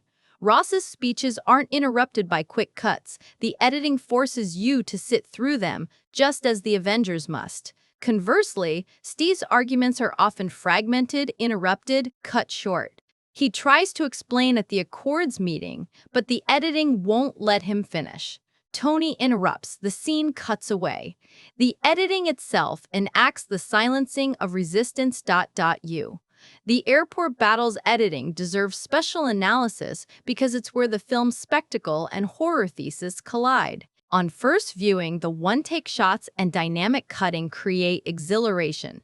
Giant Man's reveal, Spider-Man's introduction, the coordinated team movements. But watch the editing's emotional arc. It begins with excitement, then slowly shifts to tragedy. The cuts become more abrupt, more chaotic. The music drops out. By the end, when Rhodey falls and Tony cradles him, the editing has transformed the sequence from triumph to disaster. The message through editing alone, every punch, every blast, every moment of heroes fighting heroes, is the system winning. Zemo's interrogation scene demonstrates editing as institutional horror. He's captured, imprisoned, and Everett Ross, different Ross, same institutional role, questions him. The editing intercuts Zemo's satisfied face with flashbacks to his family's death in Sokovia. Traditional editing would position this as sympathetic backstory. Here's why he became a villain. But the timing of the cuts reveals something else. Zemo isn't grieving, he's satisfied. His plan worked. The editing juxtaposes his loss with his victory, showing that institutions enabled both. The Avengers failed to save his family. Editing shows the rubble. The Sokovia Accords imprison the Avengers. Editing shows the raft. Both outcomes serve Zemo's revenge, and the editing connects them causally. Sound design, the silence of institutional violence. Sound designers Shannon Mills and Christopher Boyes create horror through absence as much as presence. The most disturbing sonic choice in Civil War is what you don't hear: music during Wanda's house arrest. When Vision tells her she can't leave, when she tries to exit and he blocks her, there's no score. Just ambient room tone, her breathing, his apologetic voice. This silence makes the violation visceral. We can't escape into musical interpretation or emotional guidance. We're trapped in the moment's discomfort, just as Wanda is trapped in the compound. Compare this to the Sokovia Accords signing ceremony, which the film scores with subtle, official-sounding strings, the sonic equivalent of bureaucratic legitimacy. The music doesn't announce danger. It sounds like diplomacy, like progress, like reasonable people doing reasonable things. This is horror through normalized sound design. The score tells you this is legitimate, even as the visuals show Tony signing away autonomy and Steve refusing to collaborate in his own subjugation. The raft sequence uses sound to create sensory deprivation horror. Notice what's missing. No ocean sounds despite being underwater. No ambient noise. No human voices except Tony and his imprisoned friends. The silence is artificial, oppressive, designed to emphasize isolation. When characters speak, their voices don't echo naturally. The sound design flattens them, removes dimensionality, making even speech feel confined. The guard's footsteps are the loudest sound, a constant reminder of surveillance. Bucky's interrogation uses sound to demonstrate institutional violence disguised as procedure. The room hums with electronic equipment, a steady, almost subliminal drone that creates unease without obvious cause. When Zemo activates Winter Soldier programming, the sound design distorts. Bucky's breathing becomes mechanical. The trigger words echo and reverberate. Organic sound gives way to processed, dehumanized audio. This sonic transformation mirrors the institutional process. Person becomes weapon through systematic conditioning. The sound design makes audible what the visuals show, the apparatus remaking identity. Even the film's use of silence as weapon appears in Ross's confrontation with Tony after the raft escape. Ross threatens Tony with consequences, and the score cuts out entirely. Just two men, empty room, the soft sound of Ross's voice delivering bureaucratic menace. Best give me a call when you get back. No music to guide interpretation. The silence forces you to hear the threat underneath civilized language. Performance, embodying institutional trauma. The thesis depends on actors understanding they're performing psychological horror, not just superhero conflict. Elizabeth Olsen's performance as Wanda is a masterclass in depicting gaslighting recognition. Watch her face during the Vision confrontation, confusion, why is he here? Realization, he's blocking the door. Disbelief, he wouldn't actually stop me. Recognition, he is stopping me. And finally, horror. This is imprisonment. Olsen cycles through these emotions in seconds without dialogue, performing the internal experience of someone being told their reality isn't real. Paul Bettany's vision plays the scene with equal sophistication. He's genuinely apologetic, genuinely believes he's protecting Wanda, which makes his imprisonment of her more disturbing. Bettany doesn't perform villainy. He performs the banality of institutional evil. When he says, "I cannot let her leave," Bettany delivers it as anguish, not threat. He's a good person doing a terrible thing because the institutional narrative has convinced him it's necessary. This is horror through recognizable human failure, not monstrous villainy. Robert Downey Jr.'s Tony Stark performs institutional capture through physical diminishment. Early Tony scenes show him confident, animated, gesturing broadly. After signing the Accords, Downey progressively shrinks Tony's physical presence, hunched shoulders, less eye contact, contained gestures. By the raft sequence, Tony looks exhausted, defeated, moving through corridors like he's visiting his own crime scene. Downey performs the realization that he's enabled atrocity, that his signature authorized this horror, and he doesn't have the institutional power to undo it. Chris Evans plays Steve Rogers as exhausted resistance rather than confident heroism. Traditional Captain America performance emphasizes certainty, righteousness. Evans abandons this in Civil War. Steve is tired, frustrated, constantly apologizing while refusing to comply. When he says, "I'm sorry, Tony," before destroying the arc reactor in Siberia, Evans delivers it as genuine grief. He's not performing triumph of principles, he's performing the cost of resistance. Steve wins the physical fight but loses the friendship, and Evans makes clear which loss matters more. Sebastian Stan's Bucky performs institutional victimization as ongoing trauma. When captured, Stan plays Bucky as hypervigilant, trapped animal awareness, every sound a potential threat, every person a potential handler. The interrogation scene shows Stan cycling through personas: Bucky, apologetic, confused; Winter Soldier blank, obedient; Bucky, again, horrified at what he's becoming. This isn't multiple personality disorder, it's the institutional apparatus reactivating conditioning through systemic triggers. Stan performs the horror of having no secure self when institutions can reprogram you.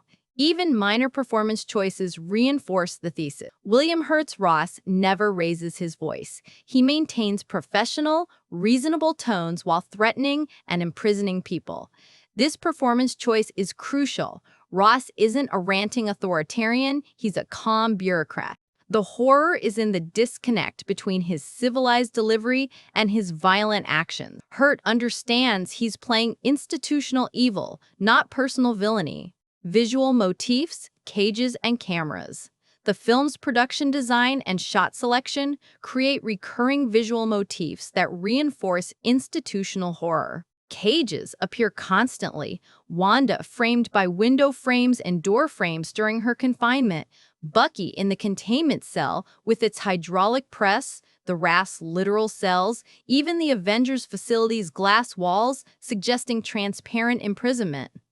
These visual cages multiply throughout the film's runtime, literalizing the institutional apparatus closing around enhanced individuals. Cameras appear as instruments of power.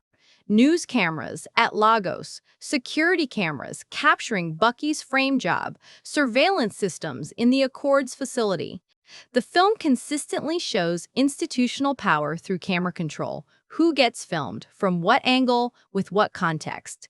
And the film's own cinematography occasionally adopts surveillance camera aesthetics, locked-off angles, wide lenses that capture everything but reveal nothing, the detached gaze of systems that observe without empathy. Documents function as visual horror elements. The Sokovia Accords as physical object. That thick stack of papers, the signatures, the official seals, appear repeatedly in shots, reminding audiences that this bureaucratic artifact has legal power to imprison people. Tony's signature, shown in close-up, becomes a visual marker of institutional capture. Steve's refusal to sign, shown through absence, the empty signature line, becomes visual resistance. Even the film's blocking demonstrates the thesis. Watch where characters stand during debates. Tony increasingly positions himself behind desks, podiums, physical barriers that echo institutional authority. Steve remains in open spaces, refusing physical separation. Blocking literalizes their position. Tony behind institutional protection, Steve exposed but free. The craft as argument. These technical choices aren't just competent filmmaking, they're deliberate construction of the horror thesis through cinematic language.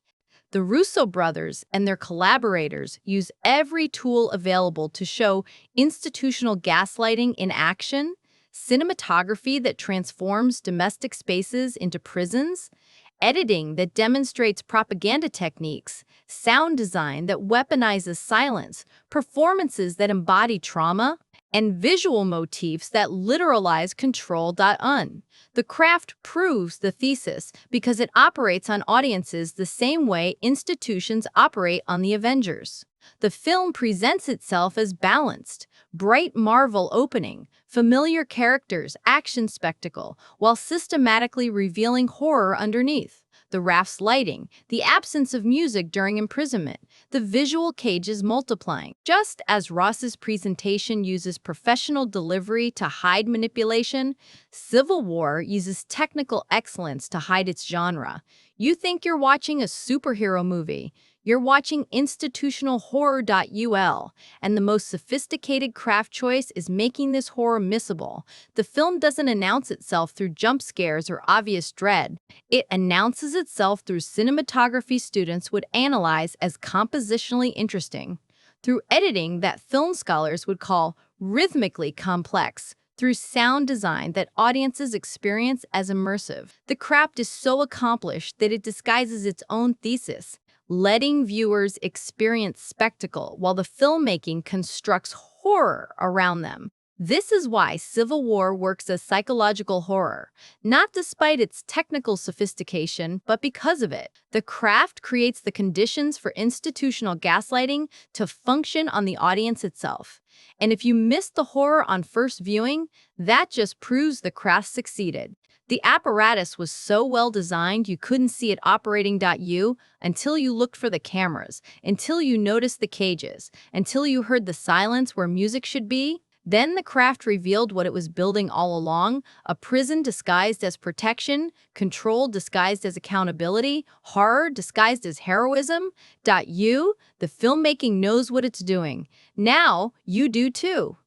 Captain America: Civil War isn't a film about two heroes disagreeing over policy. It's a horror film about how institutions rewrite reality, how bureaucratic language becomes a weapon more powerful than any super soldier serum, and how the apparatus of control disguises itself as accountability until you're already in the cage.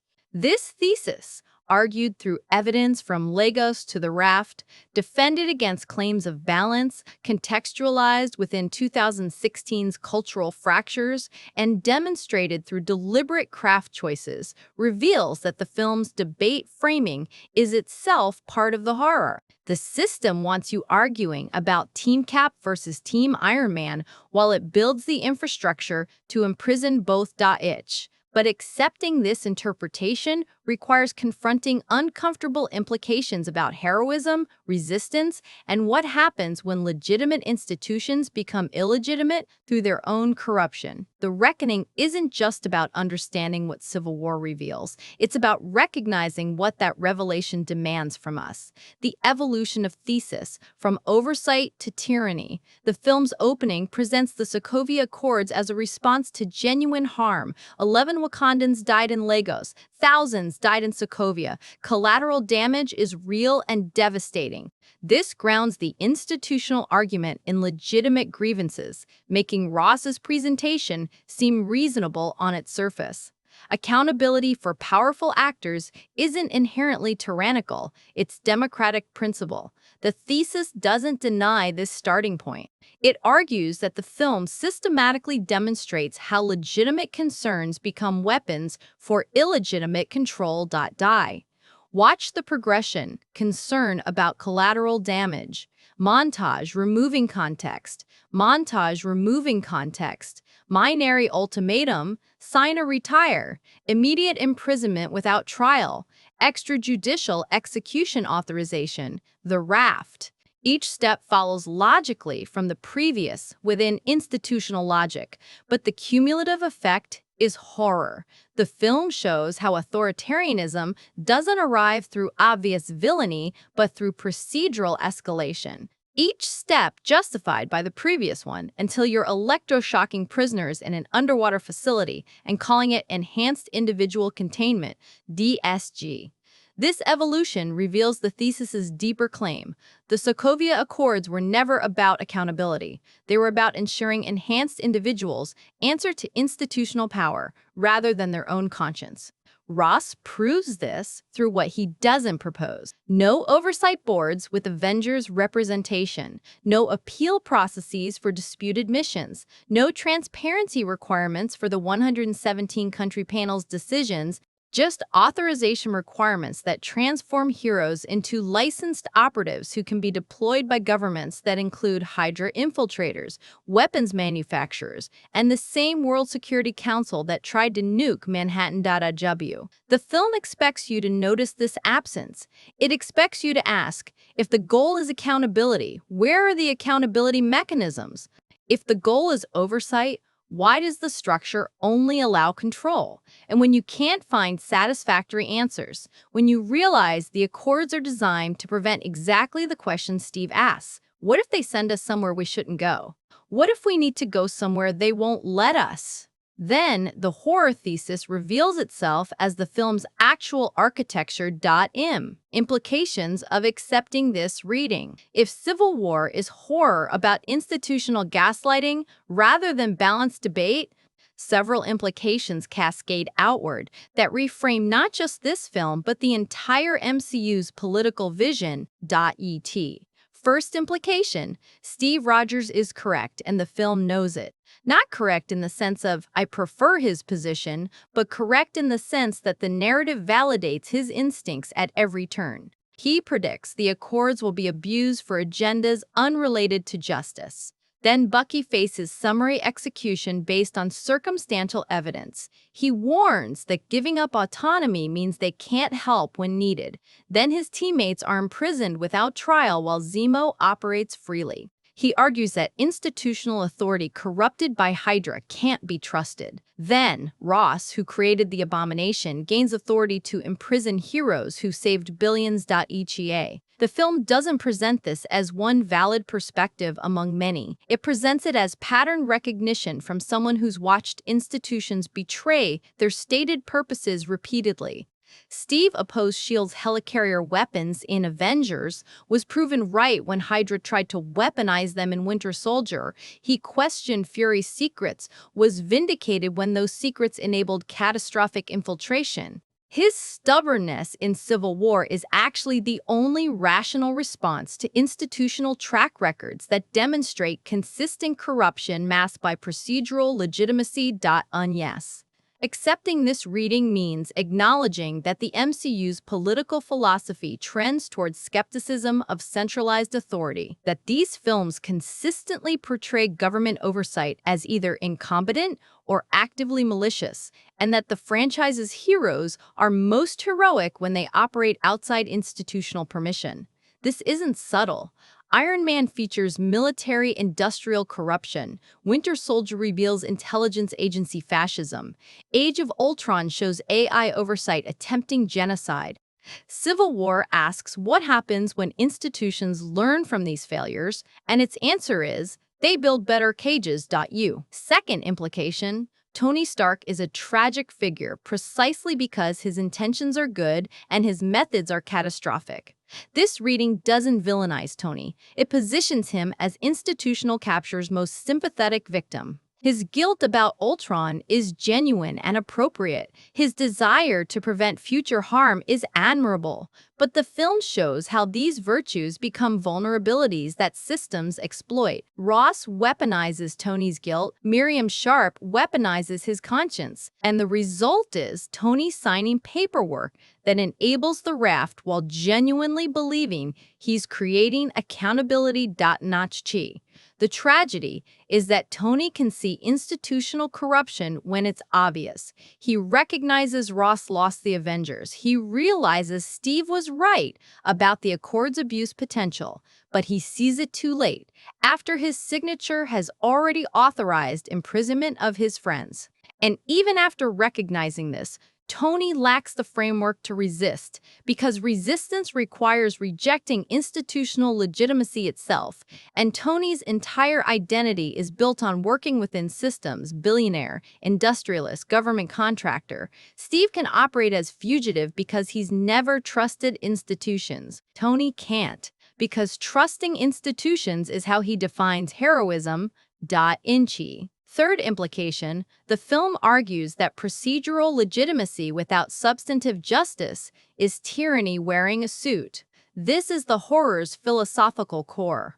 Ross doesn't need to be obviously evil, he just needs to control the procedures that define legitimacy. He has 107 country signatures, official UN backing, legal frameworks, signing ceremonies. Everything appears legitimate through procedure, but procedure divorced from justice produces the raft. Legally authorized, internationally supported, procedurally sound, and morally monstrous. This implication extends beyond the film into contemporary debates about law versus justice, legality versus morality, procedural liberalism versus substantive rights. The Sokovia Accords represent procedural liberalism's nightmare outcome. When proper procedure, international agreement, democratic authorization, legal documentation produces unjust outcomes, imprisonment without trial, execution without investigation, punishment without conviction, what's the appropriate response? The film's answer, delivered through Steve's arc, is civil disobedience. You plant yourself like a tree and say no, even when the whole world tells you to move. What we gain from this interpretation, reading Civil War as institutional horror rather than balanced debate, doesn't diminish the film, it reveals its sophistication. The debate interpretation treats the film as successful only if both positions seem equally valid, which requires ignoring the raft, dismissing the house arrest, and pretending Ross's presentation isn't propaganda. That reading has to minimize substantial portions of the film to maintain balance. The horror interpretation, by contrast, accounts for everything the film shows. It explains why the raft exists, why it's shot like a horror film, why the cinematography transforms domestic spaces into prisons, why the sound design weaponizes silence, why Vision's dialogue uses abuser language, why Ross faces no consequences, why the film ends with fracture rather than reconciliation. This reading doesn't ignore evidence. It organizes all evidence into coherent thesis.ddd. We also gain a framework for understanding why Civil War feels prophetic in 2026. The balanced debate. Reading dates the film to 2016's specific controversies. The horror reading reveals timeless mechanisms of institutional control that intensify rather than diminish with contemporary resonance. Every expansion of surveillance infrastructure, every anti-misinformation board that decides truth, every emergency power that becomes permanent, every procedurally legitimate but substantively unjust policy proves the thesis more urgently relevant. HPG. Additionally, this interpretation reclaims the film from both sides' neutrality that serves power by default. Treating institutional gaslighting as merely one perspective among many is itself a victory for institutional power. It normalizes what the film depicts as horror, When audiences debate whether Tony or Steve is right about the Accords, they're accepting the framing that the Accords represent legitimate governance rather than control apparatus. The horror reading refuses this false binary. The question isn't which hero is right, but whether institutional authority, demanding signature or imprisonment, is legitimate in the first place. What it reveals about audience and medium. The fact that Civil War can function as institutional horror while most audiences experienced it as balanced debate reveals something crucial about how propaganda operates. The film shows institutional manipulation through Ross's edited montage, but its own marketing performed similar manipulation. Posters divided heroes into teams, promotional materials encouraged fan debates, press tours emphasized both sides have a point. The apparatus controlling the Avengers narrative also controlled the film's reception framework. This meta layer adds another dimension to the horror thesis. The film demonstrates institutional narrative control, then watches institutions, Disney, Marvel, media corporations, entertainment press control its own narrative reception. The marketing apparatus ensured audiences would debate teams rather than question the Accord's legitimacy, just as Ross's presentation ensured the Avengers would debate signing rather than question his authority to demand signatures. The method is identical, and audiences, like the Avengers, mostly accepted the framing. But some didn't. Some watched Vision imprison Wanda and recognized domestic abuse language. Some saw the raft and recoiled at sensory deprivation torture. Some noticed Ross's montage excluded context and identified propaganda technique. These viewers experienced the film as horror because they recognized the mechanisms from lived experience with institutional gaslighting, whether through police encounters, immigration systems, workplace hierarchies, or intimate relationships where power differentials enable reality distortion. Distortion. The split reception reveals that horror recognition depends on prior experience with institutional manipulation. If you've never experienced being told your legitimate grievance is actually your problem, that your confinement is for your own good, that resistance to injustice makes you the threat, then Vision's dialogue might seem like reasonable caution rather than gaslighting. But if you have experienced these mechanisms, the horror is immediate and visceral. The film works on both levels simultaneously, which demonstrates extraordinary craft. The provocation to rewatch. So rewatch Captain America: Civil War. But this time, ignore the fight choreography, ignore the team-picking impulse, ignore the marketing's both sides framing. Instead, watch like you're looking for the horror film hiding inside the superhero spectacle. 9. Count how many times institutional authority uses euphemistic language to disguise control, oversight, accountability, protective custody, enhanced individuals, unsanctioned activity. Notice how these terms replace older, more honest vocabulary: control, imprisonment, confinement, people, heroism. Track who ends up in prison and who doesn't. Notice that Team Cap faces the raft while Ross, who created the abomination, lectures from podiums. Notice that Tony, who created Ultron, signs the Accords and continues operating while Wanda, who prevented greater tragedy in Lagos, wears a shock collar. Watch Ross's presentation with the sound off. See how the editing removes context, how the montage manipulates through selective presentation, how destruction appears without showing what was prevented. Then ask yourself, why didn't anyone challenge this? Why did the Avengers accept his framing? And recognize this is how gaslighting works, through authoritative presentation that makes you doubt your own experience. Listen for the silence. Listen for the silence. Notice when the film's score disappears during moments of institutional violence, Wanda's imprisonment, the raft sequence, Ross's threats. Recognize that this silence makes the horror visceral, prevents musical interpretation from softening what you're seeing. Pay attention to the cages. Window frames around Wanda, glass walls throughout the compound, Bucky's containment cell, the raft's architecture.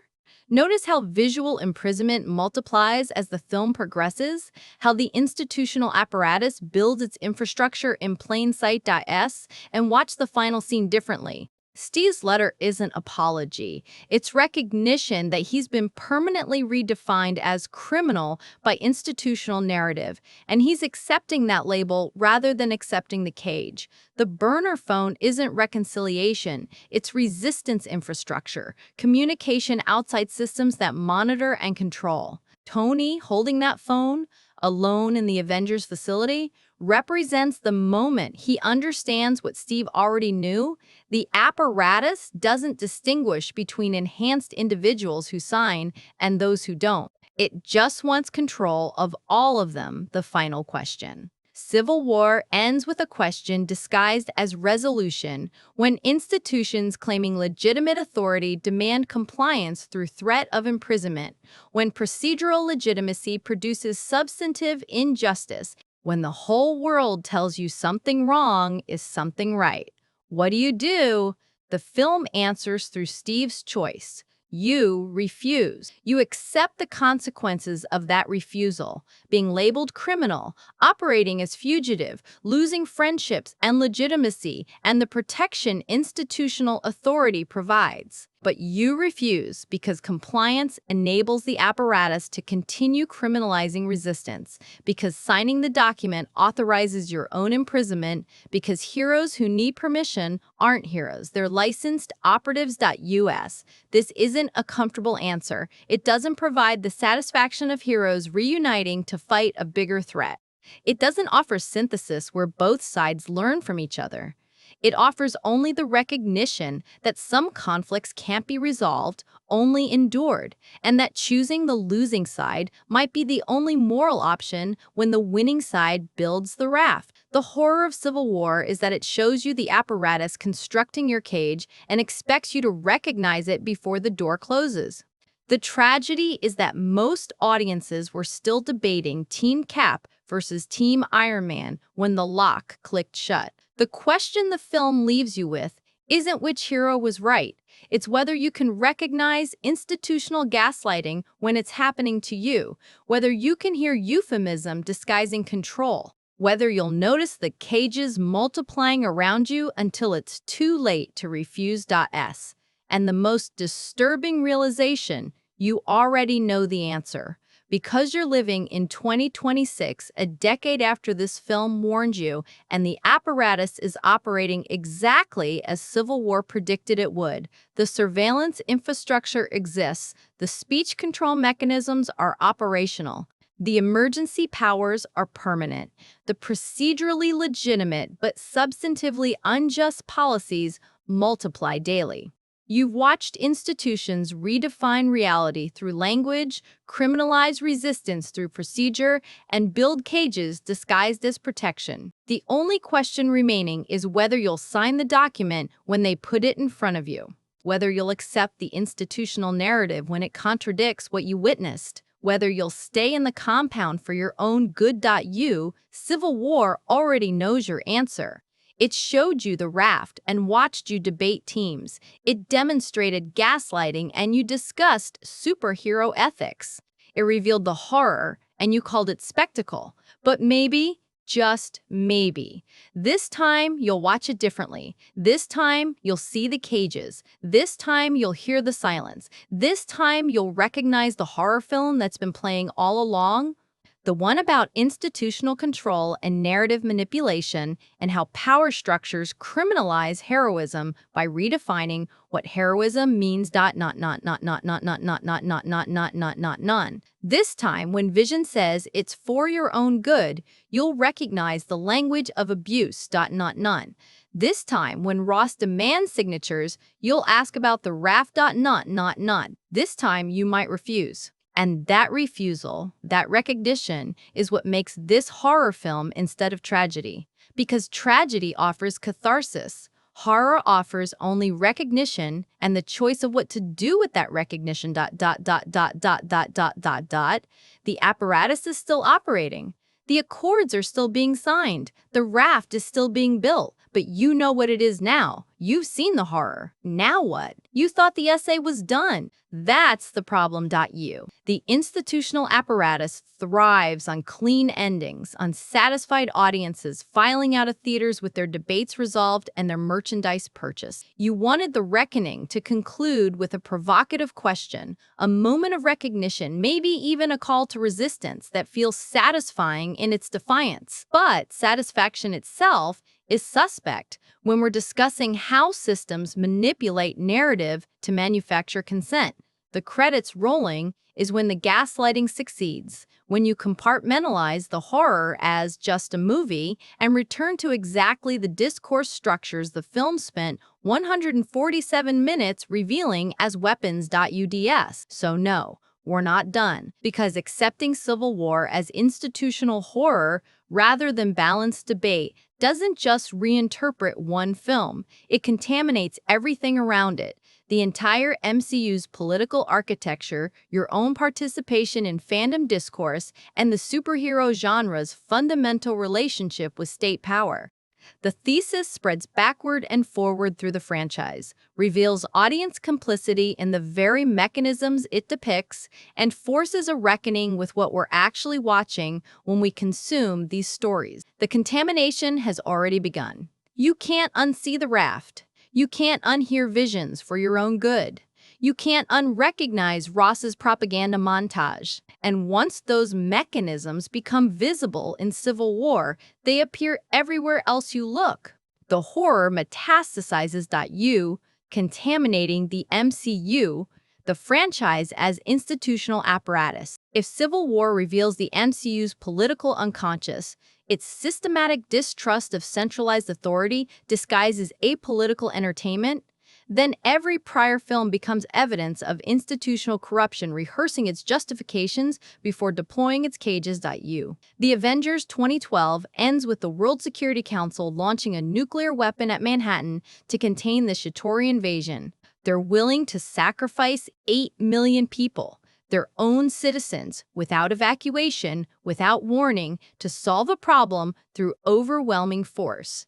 The heroes stop the nuke, save the city, and prevent genocide by bureaucracy. The film treats this as heroic triumph, then moves on. But watch how the institutional apparatus responds, not with accountability for attempted mass murder of American civilians, but with suspicion toward the heroes who prevented it.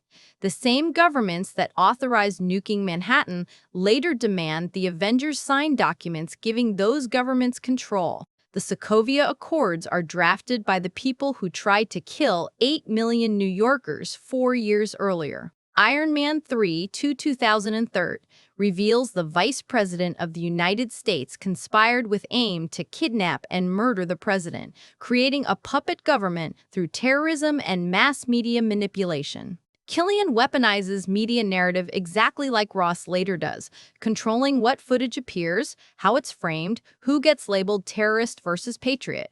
The film exposes this, Tony stops it, and the institutional response is nothing changes. The apparatus that enabled Killian's manipulation remains operational, now available for Ross to deploy in Civil War. Captain America, the Winter Soldier, 2014, is the most explicit predecessor to Civil War's thesis. SHIELD. The intelligence and security apparatus the heroes trusted has been Hydra's puppet for decades, building helicarriers designed for algorithmic extrajudicial execution of 20 million people. Steve destroys SHIELD rather than try to reform it, recognizing that institutions corrupted at the foundation can't be saved, only dismantled.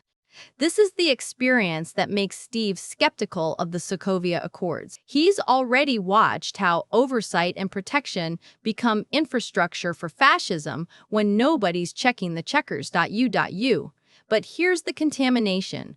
The Russo brothers explicitly stated that Winter Soldier addressed surveillance state anxieties and Civil War continued that theme. They weren't making separate films with different politics. They were tracking institutional threat evolution. Hydra's helicarriers were the prototype. The Sokovia Accords are the production model. Same algorithmic control of enhanced individuals, same extrajudicial detention, same removal of due process, just with better PR. The raft isn't Hydra's innovation. It's what liberal democracies build when they learn from Hydra's failure that you need international legitimacy, not just raw power. Avengers, Age of Ultron 2015 creates an AI designed for global security that immediately determines humanity must be destroyed for peace to exist. Ultron is what happens when institutional logic eliminate threats, ensure stability, protect against chaos, operates without human moral limitation. And the film shows that the Avengers' response, creating vision, nearly repeats the same mistake, suggesting that enhanced individual power always risks becoming enhanced individual tyranny. This provides the rhetorical ammunition Ross needs. See? They can't be trusted to regulate themselves. Except Ross conveniently ignores that Ultron's flaw was precisely the removal of individual moral judgment in favor of systematic efficiency, exactly what the Sokovia Accords propose. By the time we reach Avengers: Infinity War 2018, the contamination is complete. The Avengers are fractured because of the Accords, operating without coordination because institutional apparatus criminalized their cooperation. Steve is a fugitive, Tony won't call him until it's too late, and Thanos exploits the division to collect Infinity Stones, while the only people who could stop him are on opposite sides of the planet, refusing to communicate because one group signed the document and the other wouldn't. The film's climax, Thanos succeeding, half of all life disintegrating, happens specifically because the institutional apparatus accomplished its goal. The Avengers no longer function as an autonomous unit capable of responding to existential threats without government authorization. And here's the truly horrifying contamination. Infinity War's theme, according to analysts, is about refusing to trade lives for the greater good. Vision wants Wanda to destroy the Mind Stone, killing him to prevent Thanos from completing the gauntlet. The heroes refuse, arguing they don't trade lives. But this moral position only becomes available because they're operating outside the Sokovia Accords framework, fugitives making autonomous decisions based on individual conscience. Under the Accords, the LS17 country panel would simply order Vision's execution as tactically necessary. The heroes would be legally required to comply or face imprisonment. The film valorizes resistance to utilitarian calculation, but that resistance is only possible because Steve refused to sign the document that would have made it a crime. The MCU's Phase 4 and beyond continue the pattern. The Falcon and the Winter Soldier 2021 reveals the U.S. government created and deployed a new Captain America, John Walker, who commits war crimes on camera, then faces minimal consequences because institutional power protects its own. Spider-Man: No Way Home 2021 shows a teenager hunted by government authorities and media apparatus for trying to save people, his identity weaponized against him, his heroism rewritten as threat. Every subsequent project reinforces the thesis. Institutions claiming authority are either incompetent, corrupt, or actively malicious, and heroes only succeed when they operate outside institutional control. The contamination reading argues that Civil War isn't an outlier. It's the moment when the MCU admitted what it had been demonstrating all along, that democratic institutions in this universe consistently fail, betray, or attempt to destroy the heroes. That procedural legitimacy is always a disguise for power grabs. That the only trustworthy moral authority is individual conscience willing to resist institutional narratives. And that audiences who debate oversight are missing that the franchise has systematically shown oversight institutions as either fascist infiltrators or nuke-happy bureaucrats. 9. This isn't subtext. It's text that the marketing apparatus trained you to ignore. Contaminating the audience, fandom as institutional collaborator. But here's the contamination that implicates you directly: the Team Cap versus you. Team Iron Man discourse isn't organic fan debate. It's manufactured consent made participatory. Marvel's marketing department for Civil War created the team binary, designed the divided posters, encouraged fans to pick sides and argue online. They gamified the institutional gaslighting the film depicts. And you participated. You changed your profile pictures to Team Cap or Team Iron Man logos. You argued in comment sections about who was right about the Accords. You bought the merchandise that literally branded you with institutional loyalty markers.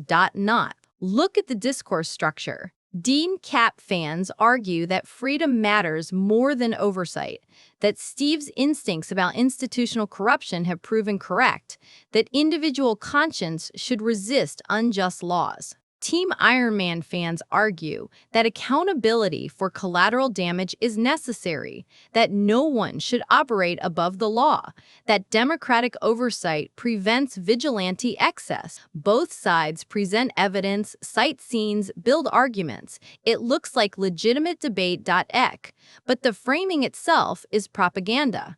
The which team question presupposes that the Sokovia Accords represent legitimate governance with pros and cons worth debating, rather than what the film actually shows, institutional gaslighting machinery that imprisons heroes in black sites without trial. By participating in team discourse, fans accept Ross's framing, that this is a debate about accountability rather than a horror story about narrative control. You did Ross's work for him. You marketed the Accords by treating them as a reasonable policy position instead of recognizing them as the apparatus that builds the raft. And the contamination goes deeper. Fandom meme culture trivializes the horror. Wanda, restricted to compound, becomes a joke about house arrest being no big deal when you live in a mansion. The raft becomes superhero timeout in fan discourse, as if sensory deprivation cells with shock collars are just stern parenting for people with powers. Sam Wilson in Chains becomes a gif divorced from the context that he's in a military black site without charges, trial, or legal representation. The very mechanisms the film presents as institutional horror get reduced to humorous content that circulates as free marketing. You didn't just watch the gaslighting, you internalized it, replicated it, and spread it. The institutional apparatus that controls narrative in the film extended into reality through fandom discourse, and fans became voluntary collaborators in the very propaganda the thesis warns against. Ross would be proud. He showed a manipulative montage to justify the Accords. Marvel showed a superhero movie and got fans to manufacture the debate that normalizes institutional control as reasonable policy. The contamination reading forces recognition. Every hot take thread about Civil War that argues both sides have merit. Every "let's be fair to Tony" analysis that centers his guilt while minimizing the raft. Every fan poll asking which team you join. All of it functions as institutional apparatus reproduction. The discourse structure itself is the cage, and participating in it means accepting the bars as legitimate architecture. Even this essay isn't immune. By arguing the thesis, by trying to convince you that Civil War is horror about gaslighting, I'm using the same rhetorical mechanisms, selective evidence presentation, pattern recognition that could be paranoia, and attempts to reframe your perception of events you witness. The difference, and it's a crucial difference, is that I'm asking you to question institutional narratives, not accept them. But the contamination means we're all working with the same tools, and those tools shape what we can build. Contaminating the genre, superhero stories as state propaganda infrastructure. The final contamination, Civil War's horror thesis, implicates the entire superhero genre as narrative machinery that trains audiences to accept state-sanctioned violence as heroism, then retroactively applies oversight when unsanctioned heroism becomes too autonomous. Superhero stories are fundamentally about individuals with extraordinary power choosing to use it for good. But good is defined by institutional frameworks the stories take for granted. Superman stops bank robberies and saves cats from trees. He enforces property relations and validates that the current legal system defines crime correctly. Batman is a billionaire who beats up mentally ill people and hands them to a carceral system that demonstrably doesn't work. Spider-Man stops thieves and muggers, protecting private property through vigilante violence, and we call it heroism because the people he's stopping are labeled criminals by institutional authority. The genre's central tension. Extraordinary individuals operating outside legal frameworks to enforce justice only works if you accept that institutional justice is legitimate but insufficient, requiring enhancement by good people with powers. But what happens when institutions aren't insufficient but actually corrupt? What happens when the law's heroes enforce, protect unjust systems? The genre can't answer this without undermining its own premise. Civil War inadvertently exposes this by trying to introduce accountability and revealing that accountability in superhero universes means institutional control that immediately becomes tyrannical. The Sokovia Accords should be the genre growing up, facing the question of vigilante violence and its consequences. Instead, they become proof that the genre can't imagine legitimate governance, only various flavors of authoritarian overreach or libertarian autonomy. Other superhero properties demonstrate the same contamination. Watchmen, both comic and film, makes this critique explicit. Superhero vigilantism serves state power, then becomes threatening when heroes question state agendas, leading to legislation that criminalizes heroism exactly like the Accords. The Boys TV series satirizes corporate-sponsored heroes as fascist celebrities whose powers are managed by pharmaceutical companies and government agencies more interested in control than justice.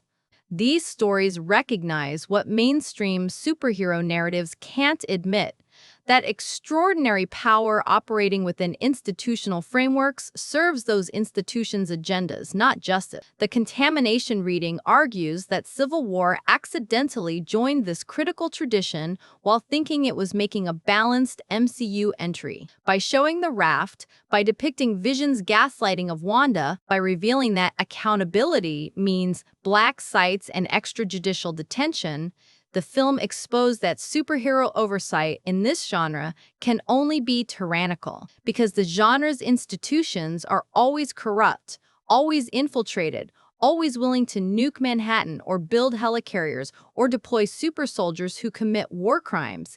And yet audiences keep watching, keep consuming, keep wanting more superhero stories where good individuals punch bad individuals while institutional context remains safely unexamined. The contamination means you can't watch those stories the same way anymore.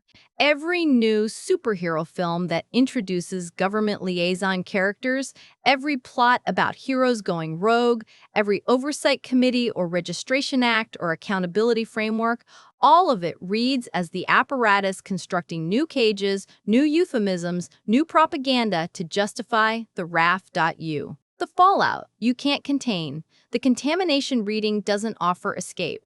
It doesn't provide alternative franchises unmarred by these problems or suggest that some superhero stories escape the critique. It argues that Civil War revealed the machinery, and now you can see that machinery operating everywhere. You can't watch The Avengers without seeing the nuke authorization and recognizing those are the people who later demand signatures. You can't enjoy Infinity War without remembering the Accords fractured the team so completely that Thanos won. You can't participate in fandom discourse without recognizing how team rhetoric replicates institutional framing. You can't watch new superhero properties without seeing how they either reproduce the same governance nightmares or carefully avoid the question entirely. The contamination is permanent. The horror spreads, and the most disturbing realization, you'll probably keep watching anyway. Not because you're a bad person or a collaborator, but because the institutional apparatus has already captured superhero narratives so completely that that resistance means abandoning the genre, and the genre is designed to be too entertaining, too emotionally satisfying, too culturally embedded to abandon. Ross doesn't need to lock you in the raft. You'll keep coming back to theaters, keep subscribing to streaming services, keep participating in discourse, all while knowing the cage exists.you. That's the final contamination. Civil War showed you the horror and you recognized it, and it changed nothing about your consumption patterns. You're reading this essay about institutional gaslighting in superhero films while planning which Marvel property you'll watch next. The apparatus wins not by forcing compliance, but by making resistance exhausting, by ensuring that even critical consciousness doesn't translate to action. So if you're still here, still reading, still thinking you'll watch the next MCU project, ask yourself, do you want heroes or do you just want prettier cages? Do you want stories about resistance to institutional power, or do you want narratives that let you fantasize about resistance while remaining safely within consumption frameworks the apparatus controls? Because Civil War already gave you the answer. It showed you the raft and you debated teams. It demonstrated gaslighting and you discussed character motivations. It revealed institutional horror and you bought the Blu-ray.eth. The contamination isn't in the films, it's in you. And unlike the Infinity Stones, you can't snap it away.